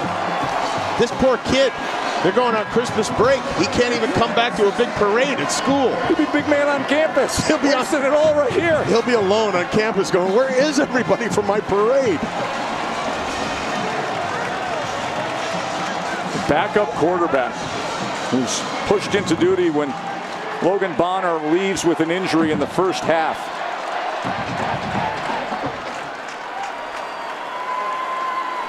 Guillermo, come on in here. What do you got there, my friend? Come on in here. We're going to say goodbye to Guillermo and Jimmy. Well, Merry Christmas, Jim. What a host you are. That is Christmas lovely. cookies. Guillermo baked these himself. Congratulations. Thanks, Joe. Awesome. Appreciate it. It's awesome. Great to see you, Greg. Absolutely. Merry Thanks, Christmas. Jimmy. Merry Christmas to you. Thanks for calling this game so beautifully and allowing me to make a mockery of college football. Going to be handing that out in just a little bit. Yes. Jimmy Kimmel, his bowl, the LA Bowl. More to come when we come back to SoFi. Aerial coverage provided by Goodyear. Anything can happen as long as you have the drive. Goodyear, more driven. Thousands have been affected by the southern and Midwest tornadoes. If you'd like to help, please visit redcross.org/ESPN to help Red Cross respond and help people recover from this disaster. We got a 24-10 Utah State lead, led by their backup quarterback, who has never played a snap before, was the number 3 quarterback all year. Never played a snap, a pass, thrown a pass of college football. And we just got word that the preferred pronunciation of this quarterback is Cooper Lega. We've been saying Lega, a guy who wasn't expected to play, hadn't thrown a pass in his entire career. Preferred pronunciation, Lega, so we apologize for that, but we will make the change. And I think we'll be saying it again, if history is any indicator, because he has been outstanding tonight. And you also have to give credit, too. I mean, that was one heck of a drive called by Anthony Tucker. I mean, double passes and using their best player, Tompkins, as a decoy. I mean, that was a thing of beauty from a play-calling perspective from the start of that drive to the end. Just a great job of taking advantage there throughout the course of it, both on the ground and in the air. Let's see what Oregon State can do to try to come back here. As Irish tries to get to the edge, is able to break a tackle. And a 20-yard touchdown run to start the game. This time he goes for 5 yards off the left side. I'll tell you, those Christmas cookies that Guillermo dropped off were amazing. Yeah, you have something in your tooth. Yep. Yeah, oh yeah, big old sprinkle. Well, good though, it's worth it. Saving it for later? 2nd and 4. E.J. Baylor only 44 yards rushing, Greg. Pac-12's leading rusher. Came in for over 1,200 yards. And here he's able to get the first down. And you also have to take into account his first carry there from scrimmage was about 12-yard gain on the first play of the game. So since that moment, I mean, they have really held him in check. And it's because of the athleticism of Utah State. Look, this is a big, physical, imposing offensive line and run game. But you can't latch on if guys are constantly moving. So far, Utah State's athleticism has won out against the sheer power of the Beavers' offensive line. Chance Nolan. And chased down from behind and then is taken down. As that was Cam Lampkin who was able to track him. Obviously a lot of football left to be played. Of course, Oregon State is a team that's really built to play with the lead. Not really a team that's built to play from behind. Of course, they got behind big early to Oregon last time out. Played much better in the second half as they reverted more to a passing attack. So it's going to be up to Chance Nolan to be very accurate when he throws the football. 2nd and 7. Comes to the near side. He's able to get it to Harrison for a first down. Across midfield to the 45-yard line. 16 yards there to Trayshawn Harrison. You have to think, too, I mean, the first 3 plays was as if Utah State's defense was drinking water out of a fire hose. I mean, bang, bang, bang. 3 big plays in a row, touchdown. Since then, the last, gosh, let me do my math real quick. 44 minutes of game action. They've been pretty lights out. Goes to Quintariano. Nolan's trying to find a rhythm, trying to respond here, trailing by 2 touchdowns to the Mountain West Conference champs. I like this play calling on this series so far from Brian Lindgren. Doing a pretty good job of mixing run pass, giving Utah State's defense a bunch of different looks, a bunch of different formations, and are creating some easy completions for their quarterback to get him into the rhythm.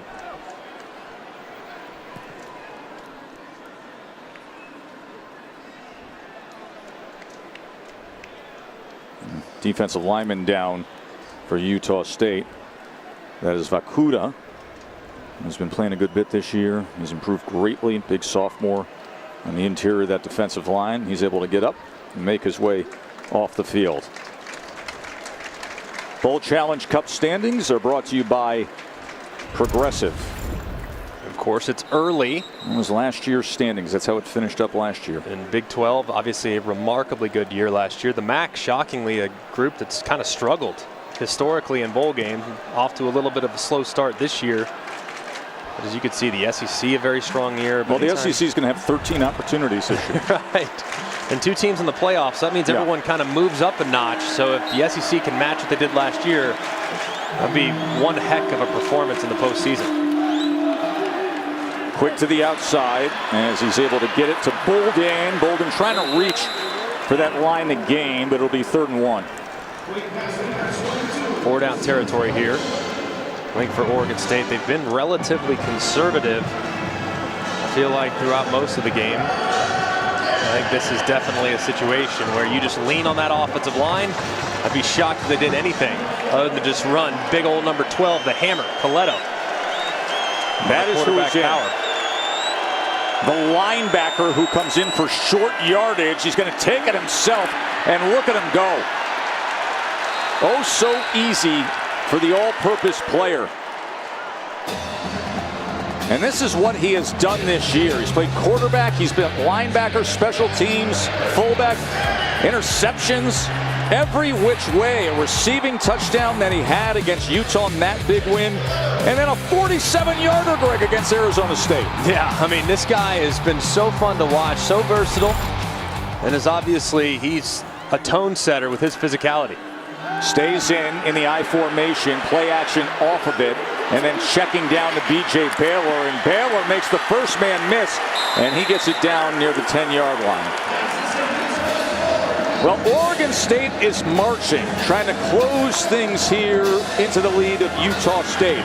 The Jimmy Kimmel LA Bowl, presented by Stiefel, returns after this message and a word from our ABC stations. ESPN, home of the College Football Playoff semifinals. Friday, December 31st on ESPN. Hey fans, you can join us virtually for the College Football Playoff All Access virtual experience. There's exclusive content, games, prize drops. Register today at ESPN.com/CFP All Access. Man, I'm getting so psyched to sit back and watch the CFP semis. We got the Sugar Bowl the next day, obviously New Year's Day. So we're going to be in New Orleans, and we're just blocking out like about 8.5 hours. We got to put you in charge of ordering the food. Yeah, I'm going to have a bourbon drink. We're going to watch good football. I'm just very excited about everything that's coming up in the next couple weeks. Well, I'm glad you'll be well hydrated.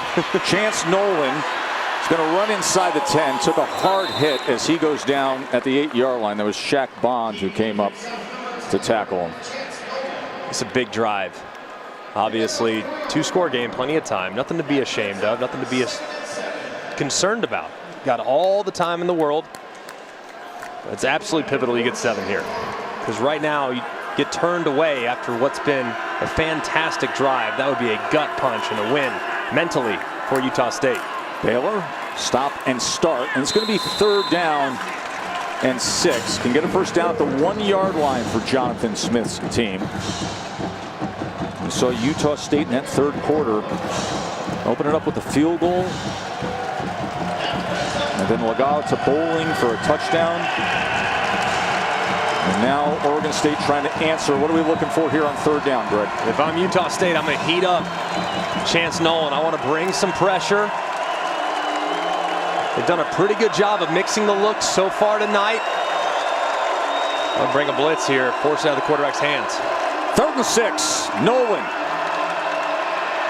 looking for an answer, and as he throws, he was being harassed by Nick Henninger, who's been so active tonight. He has 2 sacks, and Henninger was all over Chance Nolan. And let's see, was he actually down? Yes, there you go. Left knee is down on the ground before the ball is delivered. And I cannot say enough about the disruption that's been caused by Utah State's defensive line. Henninger and Vaughns and Matua, Puaka, Moore, you name it. They have been excellent in creating opportunities against one of the best offensive lines in college football. Trey Lowe yet to get up after that play. Henninger has been awesome. That should be recorded as a sack. But to your point, one of the best offensive lines in college football this year. Only gave up 10 sacks coming into this game. Henninger's been all over them. They're going to review that, and we're going to take a short break as they do.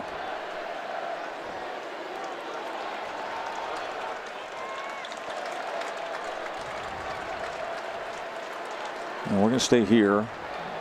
There's the word that we're getting as they take the quick look at the review.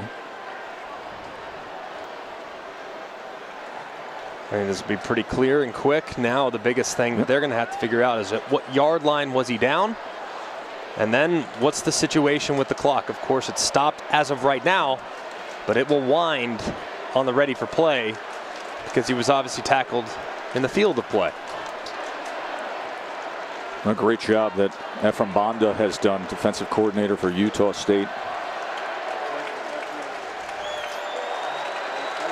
After further review, the quarterback's knee was down with possession of the ball before he threw it at the 16-yard line. The ball be placed at the 16-yard line where it is 4th down. So that's 3 sacks for Henninger. They're 4th as a team. Their 6th tackle for loss. Tell you what, man, it's hard to hit a moving target, and it's been all night long in the pass rush. Both Henninger, Vaughns, they've constantly been able to get around and use their athleticism against those big tackles for Oregon State. Hayes will come on for the 34-yard attempt.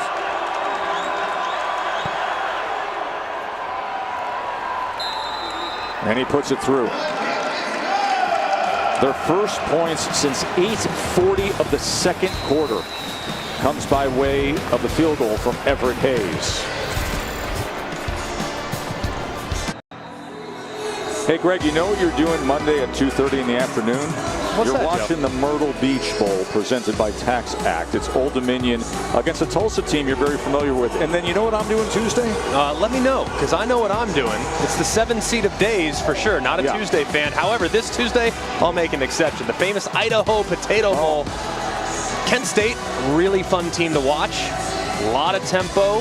Can they get it going against a very powerful brute strength force team in Wyoming? And then, of course, UTSA, 12-1 UTSA, conference champs, taking on San Diego State, a team that lost to this Utah State team just a couple weeks ago in the Mountain West Championship. So a lot to look forward to here. Bowl season, it's the most wonderful time of the year. Sure is. Scarborough's a dangerous return man, but they've been able to handle him tonight. He has 7 kickoff return touchdowns in his career. Player Spotlight is brought to you by Cameo. Cooper Lagat. That is the correct pronunciation, as we corrected ourselves just a few minutes ago. Listen, the kid had never played. He never thrown a pass before in college football. He was the number 3 all year, and Cooper Lagat has gone out and just been sensational. Unbelievable. I mean, first play from scrimmage, first career pass attempt, and the first player ever to throw a touchdown in a bowl game on their first pass attempt. Of course, they say the last 25 years, I'm not so sure. Of course, he added another one later. Cooper Lagat has been fantastic tonight. Little known player. Was number 3 all year. Was redshirted. Didn't even play last year. Didn't have any stats this year at all. Didn't have any stats in his career. And Cooper Lagat comes in, and his first pass is a 62-yard touchdown. Cold off the bench, and he checked to it. He checked to it, changed the play, and threw it downfield. And now he's going down from this Oregon State defense as a flag comes in at the end, as Shad came in with Anjay Hughes Murray. And you can see their disappointment with this flag. After the play was over, personal foul. Defense number 32 for pushing off the helmet of the quarterback.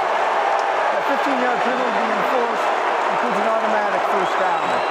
Well, that's how they tag Keontae Shad. And you'll see, I mean, it's a great play up front. They win. There's absolutely nothing Lagat can do, but watch 32 right here at the end, pushes his helmet down en route to getting up. You just can't do it. I mean, the referee's right there. I mean, that's just, and it's blatant too. You can see his eyes go down, his hands go right on the helmet. I mean, you just can't do it. It's a dumb play. It's a game-changing play.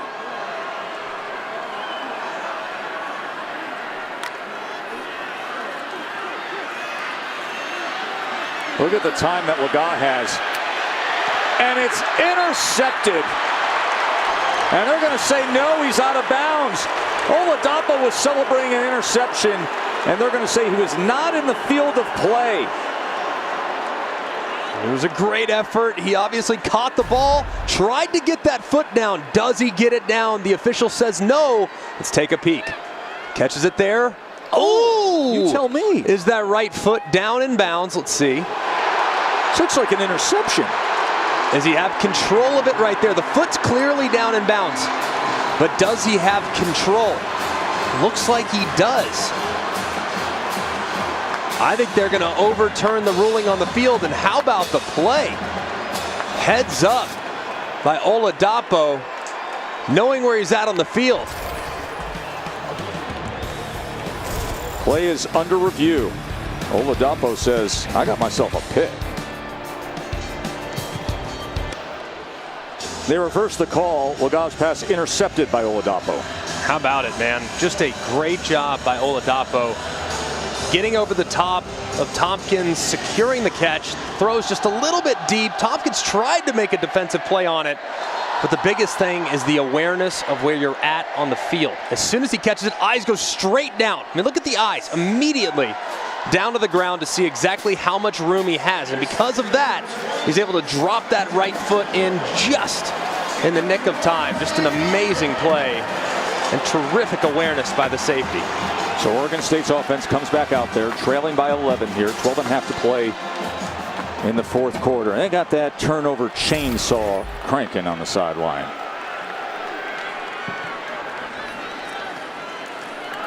Here's Chance Nolan. Steps up and now will run it and catches a big seam before he slides down at the 36. Good job by Chance Nolan. Feels that presence coming up. Feels that pass rush that's one vertical over and over and over again. And by the way, they're now keeping a receiver in to take Henninger out, give him a chip on the way out because he's given so many fits to this offense. But that time Henninger gets pushed a little bit too deep. The hole opens and Chance Nolan hits it. Out of the I formation, here's Baylor. And Baylor's trying to get to that edge. Henninger with 3 sacks tonight. And remember, big picture, Greg. First bowl game for Oregon State since 2013. They had 7 straight losing seasons. Now this season here, where they feel like there's some program momentum, especially if you can win a game like this against another conference champion. They've struggled away from Corvallis, 1-5 on the road this year. But this is a meaningful game. You know, in bowl season, not everything is of the same way. It's a meaningful game for these two programs for where they are in their development. Quick to the outside as he goes to Harrison for a first down.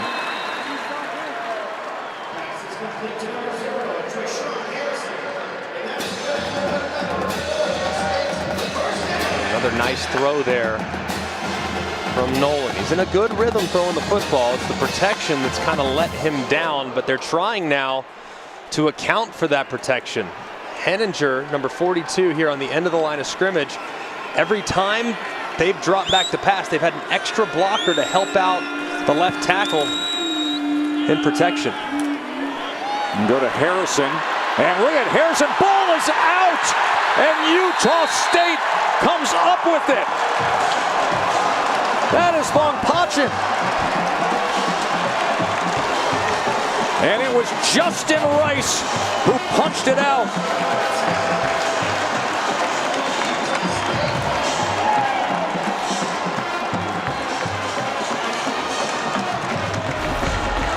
How about it?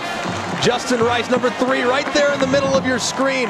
Look at him bring that right arm, that big, strong right arm, right on the football to stymie another drive. I mean, the ball isn't loose, it's high and tight. I mean, it's in a good position. Just gets knocked free. What a job by the linebacker. Utah State takes over. As Tyler was banged up earlier, sent back. That's a huge play by Justin Rice. There's Rice, has been well traveled. He's had a wild career path.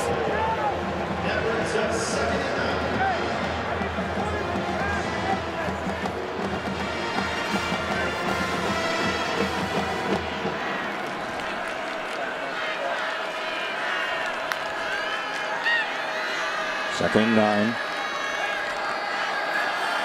And some bleeding clock here.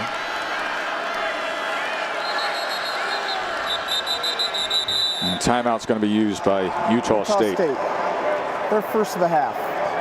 30 seconds. Now Rice just made that big play defensively, the forced fumble. Now this is a guy who had previously been in the Mountain West Conference. He began his career at Fresno State as a running back. They moved him to linebacker. He was all conference. But then, with COVID, he wanted to play. So he went elsewhere to Arkansas State during the COVID year. Then he follows the coaching staff back to the Mountain West Conference. Just came up with this play. A huge play, and he's been huge all year. I mean, this is a guy that has a great understanding of what they want to be defensively and has really set the tone there at the second level. You could see the production tonight. I mean, he's had to be big. Against this run game, that defensive line sometime going to get eat up. You got to have that eraser at the second level. And Justin Rice has filled that role beautifully throughout the course of this game. Cooper Legas. And he is taken down as they were all over him. Hughes Murray and Jaden Grant combining on the tackle. Cooper Legas, sophomore quarterback, spent the years in number 3. But the backup for this bowl, who was pressed into action through his first college football pass. And it went for 62 yards and a touchdown. And he's played well since. And now facing a 3rd and 13. What are you looking for, Greg? A little blood in the water if you're Oregon State. So far, you've been able to a little bit rattle. Had an interception. Now you dropped Legas behind the line of scrimmage. Maybe you heat him up here and play a little press man on the outside. Pressure on him. And it's incomplete. It was almost right into the hands of Keontae Shad. But they will be punting away with 9.5 minutes left here in the game. And they just have 5 guys along the line of scrimmage. They walk Spates up to the outside. He's unblocked. And a really nice job, too, by Shad to knock the ball down on the screen. Just a great design there by Trent Bray, the defensive coordinator. Constantly's 4th punt of the night. As Gould looks for a return, he retreats back to the 15-yard line, and the coverage gets him there. So good special teams coverage. Problem was it comes after Utah State's first 3-and-out of the evening. Oregon State's going to have the ball. Over 9 minutes to play, trailing by 11. We'll see what they come up with. The Jimmy Kimmel LA Bowl, presented by Stiefel on ABC, is brought to you by Cameo. This holiday, give someone you love a personalized video from their favorite star. What a week these two teams have had here at the Jimmy Kimmel LA Bowl. Utah State with the lead in the 4th quarter here. It's been all about having fun, but also trying to stay focused. That was something that Blake Anderson felt like he really needed to get his team dialed in on. And even talking to him pregame, he said, I think their focus is where I want it, but we'll have to see when we get in the game. Also, guys, talking to these players as they first drove by SoFi Stadium, they said it was magnificent, almost took their breath away. They were ready for the spotlight of this opportunity. Yeah, it is just a dynamic facility. This is the first college football game ever played here. Quintoriano, as they set up the tight end screen. Of course, the Super Bowl is going to be here. Laura, you'll be out here with the NFL team with coverage of that. And then a year from now, Greg, the CFP National Championship game will be played on this field. But this is the first college game. Baylor on 2nd and 1, and he gets free before he's finally tackled by Hunter Reynolds. Tell you what, it's like Novocaine, a good run game, just give it time. It's always going to work. Right there, Baylor finally gets an opportunity to break an arm tackle. Utah State's done an amazing job all night long of being very sound at the point of attack, yet create chaos along the line of scrimmage. But that time, couldn't bring down the powerful running Baylor there at the line of scrimmage. Play action, look who's there again, but no one escapes Henninger. And then throws it away. I mean, that's such a good play by Nolan. My goodness, I know it's going to go down as an incompletion. Not all incompletions are created equal. This is an unbelievable play. I mean, this is a sack fumble half the time. But what does Nolan do? He makes the first guy miss, allows the tackle to recover. He airmails it in the direction of an intended wide receiver. That's an unbelievable play. Don't make a bad play worse. Sometimes they win. Live to play 2nd and 10. Henninger beat his man. Now he got a little anxious as there was movement on the left side of the line. It looked like Joshua Gray who left early. Offense, number 67, 5-yard penalty. 2nd down. Well, that happens when you're going up against Henninger, who has 3 sacks tonight. Yeah, he's been off the charts, and he has been so quick. And it's just constant pressure off the edge. He's one vertical. He's one underneath. He's beaten tight ends as they've come across the formation. And he's also contributed in the run game. Just relentless effort over and over and over again by number 42 at the end of the line of scrimmage. Now on the right side, thank goodness, Josh Gray, the left tackle, getting a little break. 2nd and 15.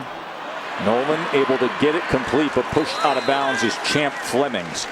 5'5", 142 pounds of Champ Flemings. Yeah, I don't know if he's that big either. He can move. He does what he can there. Because there wasn't much. And yet another 3rd and long for this Oregon State offense. They're just not built to be in situations like this. The screen game's been good. That's where I'd go again. I'd try to get a screen somewhere. If I could, I'd like to get it to my best ball carrier, number 4, B.J. Baylor's at the top of the screen, motioning back into the backfield. Saw the stat, they're top 6 nationally on 3rd down conversions, but struggling tonight, just 3 of 10. 3rd and 12. And they're going to rain down some more yellow hankies.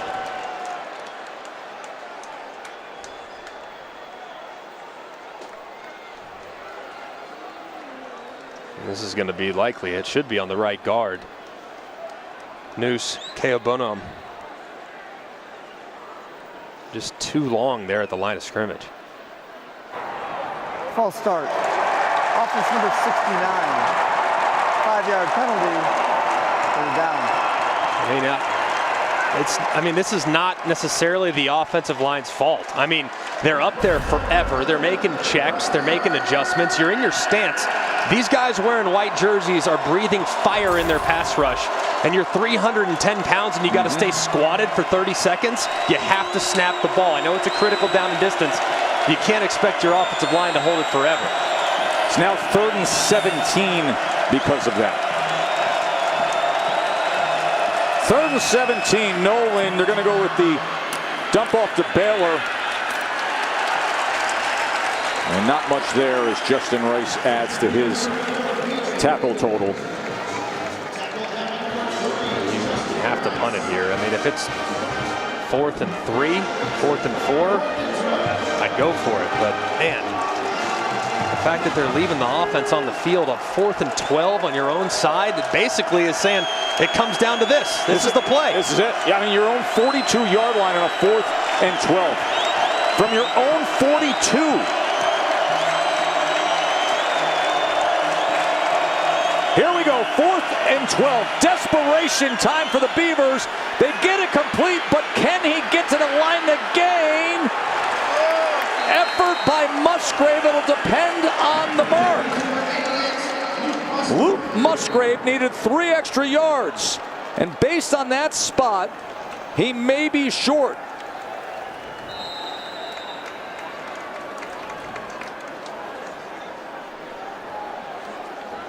Some unbelievable effort by Musgrave.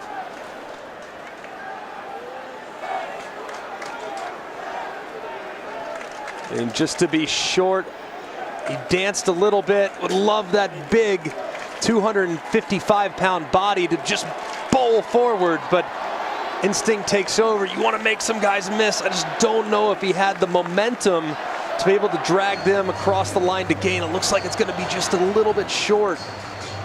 Sergio De Hoyos was that line judge who put down his foot there.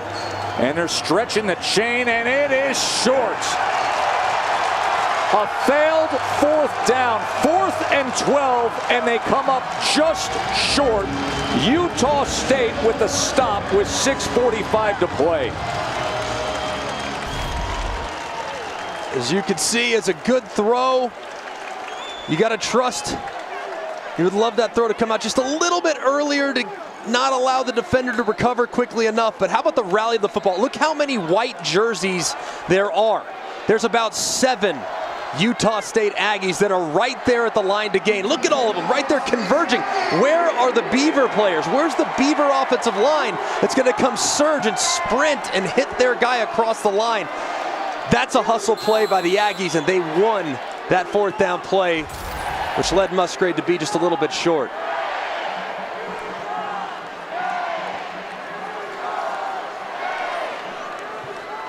And now it's time to work that clock for the Aggies as Tyler will do that. Let's bring in our 3-time Super Bowl official, John Perry. John, asked for the mechanics of making that spot on that last key play. The mechanics were absolutely perfect by both line of scrimmage people. They're working in tandem. the near side official trails, just like he's supposed to. Takes a look at the other side. Both of them mirror the spot.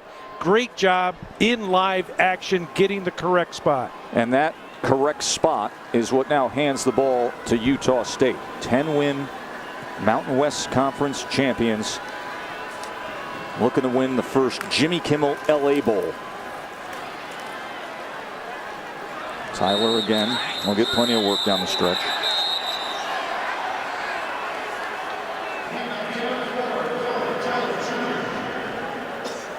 Let's go back to that 4th down, because this is all effort.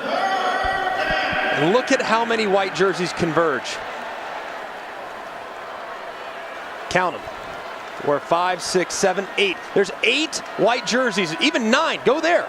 There might be 9 white jerseys that are closer to the ball carrier than any Oregon State player. That's inexcusable. That's a want to. And that was about wanting it more. Utah State did. They won the down. 3rd and 7. Lagat. Oh, great effort by Bowling. Cooper Lagat, Brandon Bowling. 11 yards and a first down. Another nice throw. Great catch, too. I mean, these wide receivers, they are as advertised. I mean, my goodness, we know about Tompkins. He's legit. But you got Wright, you got McGriff, who's got such length. And don't forget about Bowling, who just at 5'9", unbelievable hands in the middle of that, when he goes over the middle on some of those in-breaking routes. Huge play by Bowling, a guy who followed the current staff to Utah State from Arkansas State. His wide receiver coach, Kyle Cephala, was with him at both schools, and he said, this is who I want to play for. This is where I want to be. And they're 4 minutes and 41 seconds away from being bowl winners. You know, Jimmy Kimmel's got that hardware. He's got that championship belt, the oversized championship belt, like he's Roman Reigns that he's going to hand out.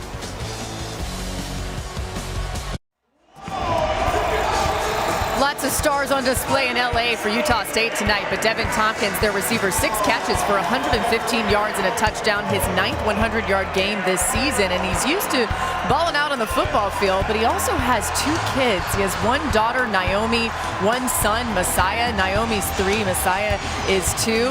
He says that being a father, the best thing he's ever done, but also the most difficult thing and challenging, a challenge that he gets up for every single day.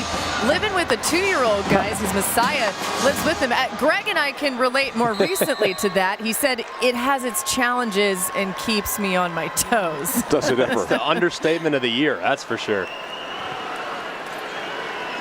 There's Calvin Tyler. That's probably why Tompkins so dang quick. That's right. You got to chase that 2-year-old around. Messiah running around all over the place. My goodness, you watch him.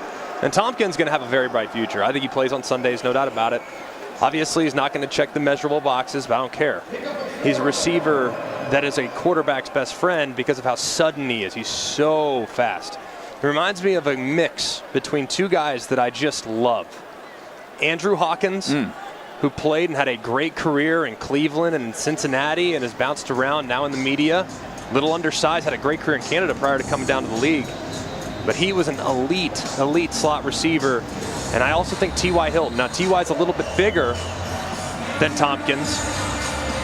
But T.Y., we played him. He was at FIU, and he single-handedly destroyed us. I was at Alabama. He destroyed us. I remember thinking to myself, this dude is different. And I kind of get that vibe from Tompkins. He's got that quickness. He's got that ability to separate quarterbacks with where the game's going. You love having a guy like this that can create with the ball in his hands. Just an amazing playmaker. 6 catches, 115 yards, touchdown.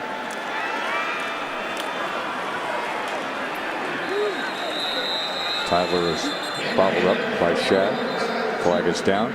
By the way, you can check out the ESPN app for the Capital One postgame show immediately following the game.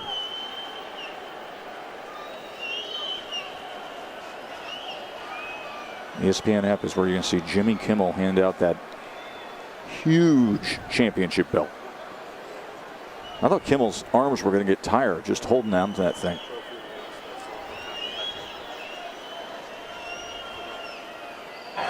After the play was over, personal foul, defense number 5 for throwing a punch. Number 5 is ejected from the ball game. 15-yard penalty from the end of the run includes an automatic. first down. That's the starting corner, Alex Austin, who is ejected from the game. It came in really late. It was, you could see the frustration. I mean, it's been a frustrating night for Oregon State all the way around. But they have, on multiple occasions, they have let that frustration boil over, and it's led to extra opportunities for Utah State. Well, he threw the punch with the right hand. That's 12 penalties now and an ejection for Oregon State. I mean, you just got to be careful, man. I mean, I understand it's frustrating. I get it. Young player, though. He's a redshirt freshman, got a very bright future, great length. He's done a good job. Just got to learn from those mistakes. Laga gives to Tyler again. They've been feeding it here down the stretch.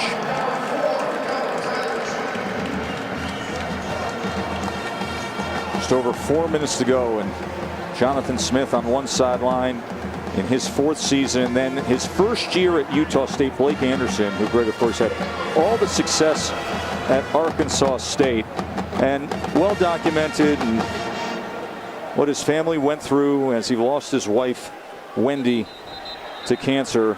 She had battled an aggressive form of breast cancer. She passed away at only 49 years old, and Blake was very honest with himself of saying that he needed a fresh start. He said there were too many reminders of the pain and suffering there at Arkansas State with the loss of Wendy. So he comes out to Utah State, just moves in a new direction in life. And here he is with a conference championship, with one of the great turnarounds in the year of college football. Now potentially 4 minutes away from winning a bowl game against a Pac-12 school. Yeah, just amazing. And obviously just a heartbreaking story that all of us that have covered college football the last few years were very familiar with. And I think talk to anybody. I've never met someone that said anything negative about Blake Anderson. I mean, he is a first-class individual that had to deal with unbelievable tragedy. And he now gets his fresh start at Utah State, walks into a program that was really kind of at a crossroads. Players were against the administration. A lot of players saying they were out of there, and with the freedom of transfer, you were concerned that things could unravel quickly. They bring in the right man for the job, and look at what he's built in such a short period of time. That was a roster reconstruct. 16 transfers, 44 new players. They were 1-5 last year. And Greg, you spoke to what happened, all the turmoil at the end of the year, a player boycott of the final game. The team was 1-5. 1-5. And they go from that to being a 10-win team. I don't care what level of football you play. A 10-win season is hard to do. Yeah, very. 11 wins even harder, and they're just a couple minutes away from that. But I think getting the buy-in, and we've seen it at other places too. I mean, the transfer portal has changed things. You can get better faster. Right. Michigan State's experienced that. You've seen it other places as well. And you saw it right here at Utah State, a place that is committed to football the last 15 years. They were one of the worst programs in all of FBS 15 years ago, and the commitment that's been made. But what makes it really special is they've identified amazing coaches. Blake Anderson's the next in line. There have been Matt Wells. Guys have been there for some time. Sometimes it's worked, sometimes it hasn't. But this is a program that is committed and is a program that expects to win. And he's just the perfect guy to step into this spot and take this program to heights that it's probably never seen before. It's a 2nd and goal. This tough running from Calvin Tyler brings it down to the 3-yard line. It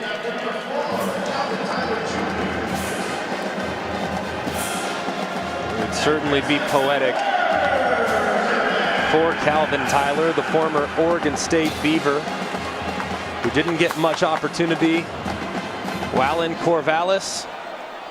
It'd be poetic for him to put a bow on this thing by scoring another touchdown. In his time playing for Oregon State, he was there for 4 years, he had 30 carries. 30 carries in his entire time at Oregon State. He has 25 carries tonight, 119 yards, and a touchdown run. To the end zone and too far beyond as the flag comes in for Terrell.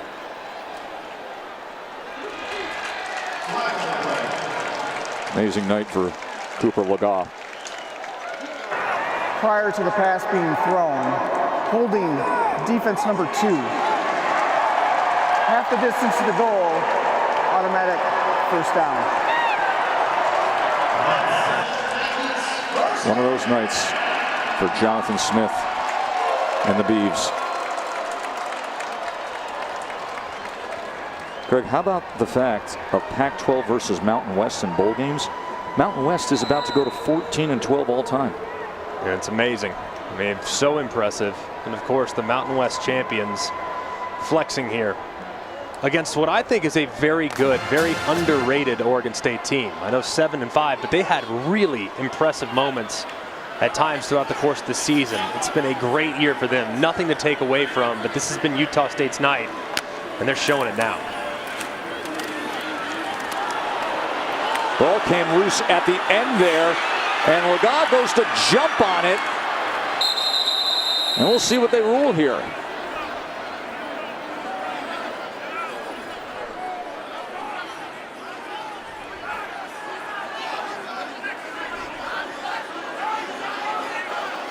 There's a scuffle for the ball. Oregon State's claiming they have it. And they do.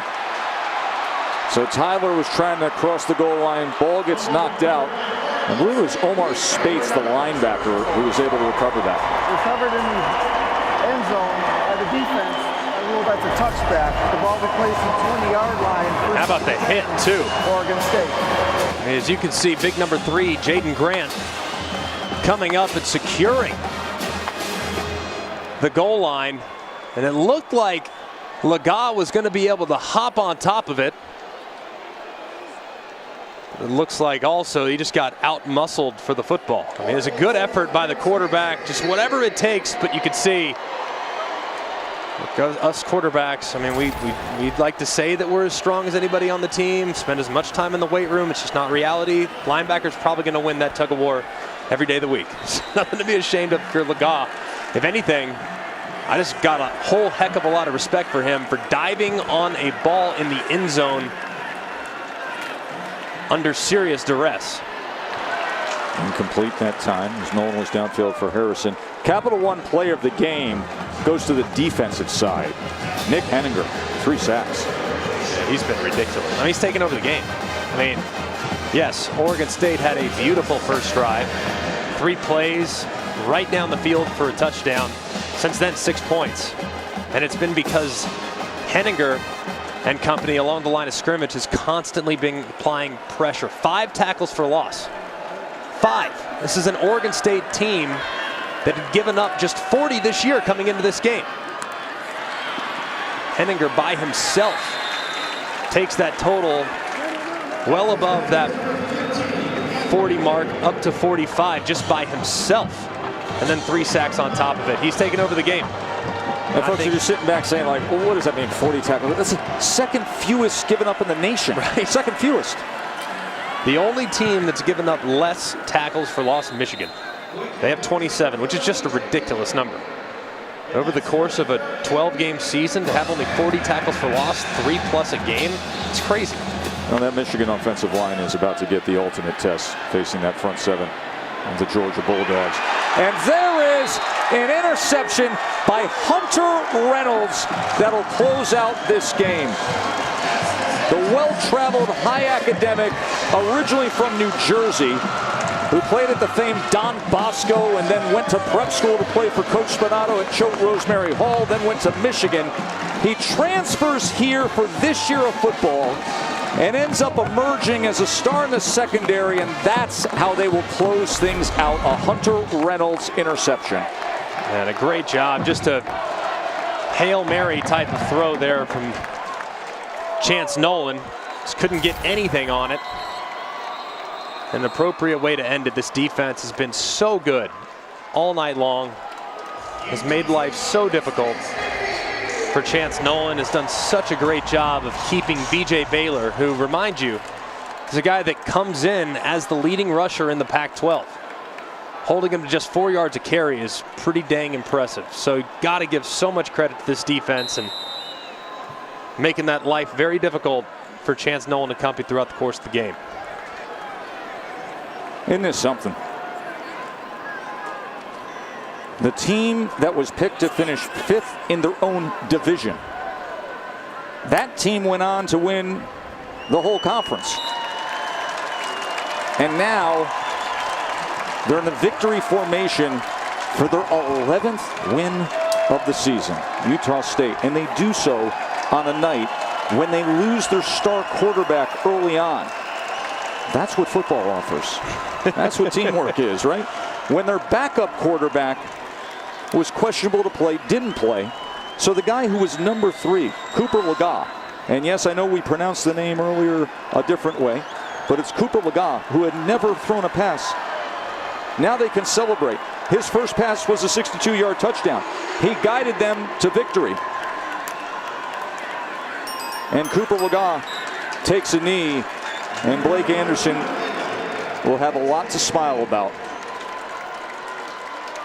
What a performance. I mean, just fitting here in Los Angeles, California, a place where Hollywood dreams come to life. We just saw a third-string quarterback lead Utah State over a favored Oregon State team, and did so in dominant fashion. Just so impressive with a third-string quarterback to not skip a beat.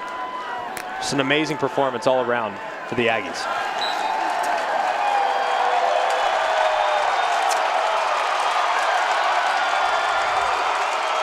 A lot of fun with Jimmy Kimmel all night. But on the field, it was a highly competitive game. And the Utah State team just wanted it, didn't they? They played great defense. They turned to seldom used players. And good for Blake Anderson. He wanted a fresh change. He wanted to build something from the start. And Cooper Lega, the young man who spent the years the number 3, he's on the shoulders of his teammates now. The unexpected movie script right there. Laura. We're watching Cooper Lega lifted on the shoulders of his teammates, Coach, and you can't wipe the smile off your face. What can you say about the team effort to get this win today? It's been all season. I mean, coming off 1-5 and nobody giving these guys a chance. They just keep working, and this is just a story of us. Third-string quarterback come in and play lights out to get the win. That's what this group's about. They just love each other, support each other. Just a great culture and environment. Could not be more proud.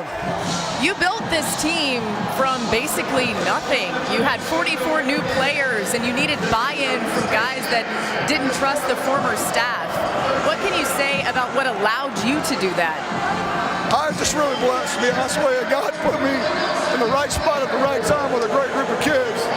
And guys like Nick Henninger and Marcus Moore and Cam and Fred Coop and guys like that bought in and brought a bunch of new folks in and really just became a family. So, I mean, I'm just, to be honest, I'm living a dream, blessed, and love this group of dudes. Let's get Cooper in here right now. Coach, don't go anywhere. Cooper, so you come in, your first ever pass is a touchdown, and your coach shared with us that you actually checked out of the play call because you didn't like what you saw. Walk us through what happened there. I mean, I just went out there. I practiced all year long just like everybody else. So I've been knowing what to look for all year. Went out, they gave us the look to check it, so I just did what I've been practicing. It worked out. Yeah, it did. What can you say about the guys around you tonight to give you the confidence to come in as previously a third-string quarterback and get this win over a team that was a highly competitive team? I mean, all the guys believed in me. All of them were telling me, you got this, you got this. I've had their back, they've had my back all year. I wasn't worried. I heard the mustache is new. Is that good luck? I mean, not a lot of guys pulled through with the mustache, only a couple of us, but it was supposed to be everyone had it for the bowl game. It's not my normal look, but I like how I look right now. Yeah, I think it worked out well for you. Guys, apparently the secret sauce here is just grow a stash, get a little lip sweater, and you're in a good spot. Thank you. Thank you. Yeah, that lip sweater, as Laura says, sure worked out and looks fine tonight with Cooper, huh? I love what he said there. And a great lesson for everybody, all the kids out there. Maybe you don't play, maybe you're the third string. Hey, I practice just like everybody else all year long, Greg. Yeah, and you're going to get a chance. It's what you do with that chance when it's presented to you. And how about the job done by Cooper Laga, leading his team to their 11th win of the year. Coach Blake Anderson said the story of us, love each other. They did, and they're loving this. 24-13, they win the Jimmy Kimmel LA Bowl. For Greg McElroy and Laura Rutledge, I'm Joe Tessitore, thanking you so much for joining us tonight as we say goodnight from Los Angeles.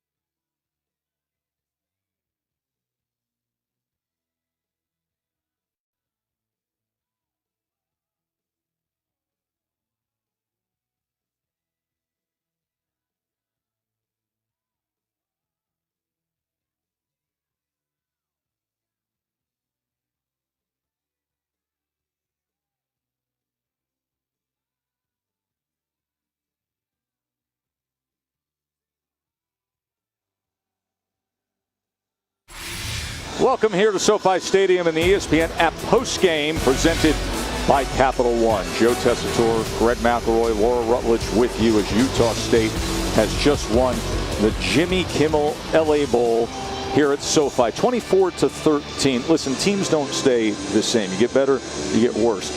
This is a Utah State team that got better as the season went on, nearly peaked in the championship game, and then did this performance against the Pac-12 team. Yeah, to do this as an encore to what they did against San Diego State is remarkable. I mean, a lot of people thought that was their big hurrah, and obviously they had a lot more left in the tank. And they were really headlined tonight by guys that you didn't expect to be at the forefront. I mean, yes, Devin Tompkins did a lot of beautiful things. It was amazing. We expected him to be.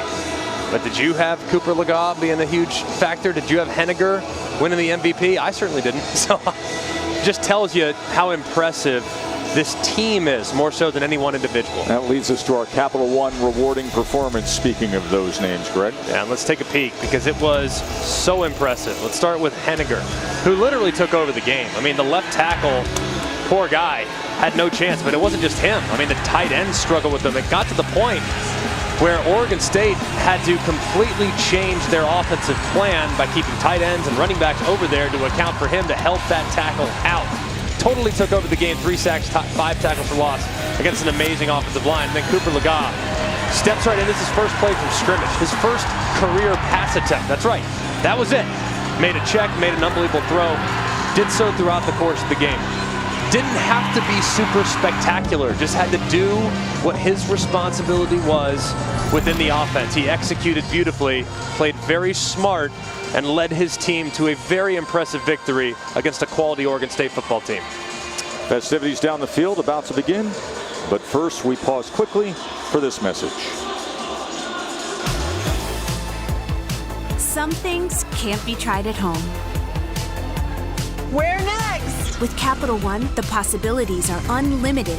Introducing Venture X, our new class of travel card. Earn 10x miles on hotels and 5x miles on flights booked through Capital One Travel, plus receive premium travel benefits like access to over 1,300 airport lounges. Find your where next with Venture X. What's in your wallet?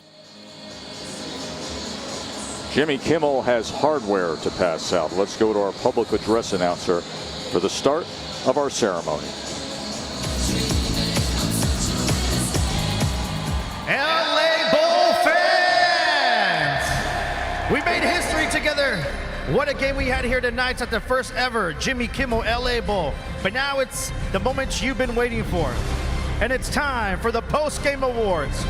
So without further ado, let's send it down to the field with ESPN's Laura Rutledge, standing by with the CEO and chairman of the board of Stiefel, Ron Kruszewski, managing director of Hollywood Park, and executive director of the Jimmy Kimmel LA Bowl, presented by Stiefel, Jason Gannon. And from the Jimmy Kimmel Live Show, Jimmy Kimmel. Laura, take it away. Thank you so much, Louis. First of all, we also have Guillermo up here, okay? Everybody give him a big round of applause, too. We didn't announce him. And Guillermo! There we go! Thank you. What a night it was here at SoFi Stadium. First of all, want to congratulate the Oregon State Beavers on a great season. Congratulations to them.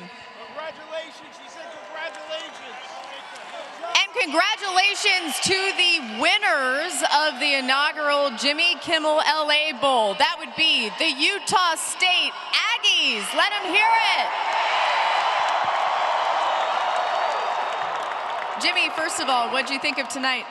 It was such a great night, and what a great story. I mean, this kid, Cooper Legas, comes in. He's not only had never taken a snap, he'd never played the game of football before. It was his first time ever playing, and he's so unbelievable. And Coach Anderson with the trick plays, I love that stuff. You guys, this was the most exciting bowl game named after me ever. 100%. You guys want to hand out some more hardware here? You guys ready? Let's start with tonight's defensive MVP. This guy with 3 sacks on the night completely wreaked havoc on this game. Nick Henninger, defensive end, get over here. Congratulations. Get Nick first.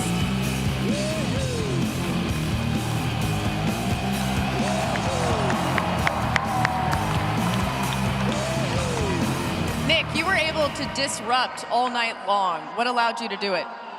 My teammates, the play calling, put us in the right plays. Super proud of this team.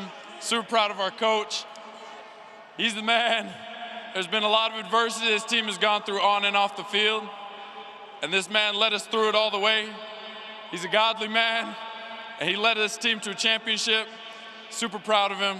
Aggie Nation, we got a great one. Congratulations, Nick. You guys ready for the offensive MVP of the game? Put your hands together for Devin Tompkins, wide receiver.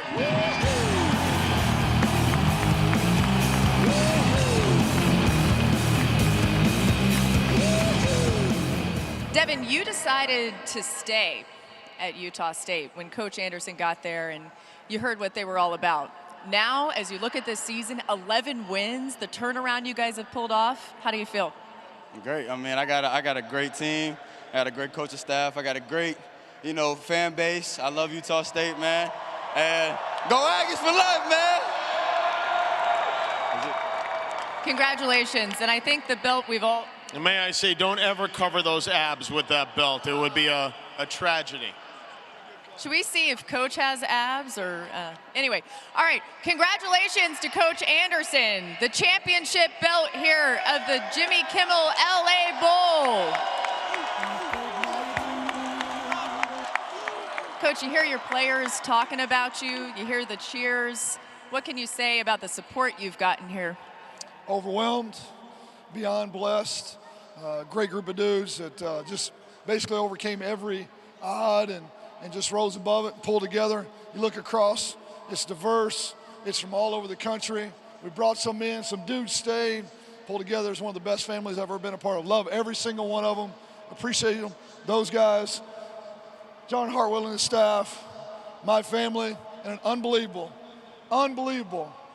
Aggie Nation is one of a kind. Congratulations to Coach Anderson. Jimmy, I'll give you the final word. I'm sorry, I couldn't hear you. Yeah, the reverb's killing us. Final word. Final word is congratulations to all these. Nothing makes you feel older than seeing these players. And then, well, the one thing that makes you feel older is meeting the coaches, and then they're also younger than you. But they're so much fun, and it's so exciting to be a part of this. And I pity all the countries of the world that don't have college football, because it's one of the things that really makes America great. Let's hear it for college football, and one more time for the Utah State Aggies. Congratulations, guys. Thanks to everybody for tuning in to the Jimmy Kimmel LA Bowl, and enjoy the rest of bowl season. LA Bowl fans, we want to thank you for your attendance at the inaugural Jimmy Kimmel LA Bowl presented by Stiefel. We hope you had a great time. Please drive home safely and have a very happy holiday. For the entire LA Bowl and SoFi Stadium family, this is public address announcer Louis G. We'll see you next year.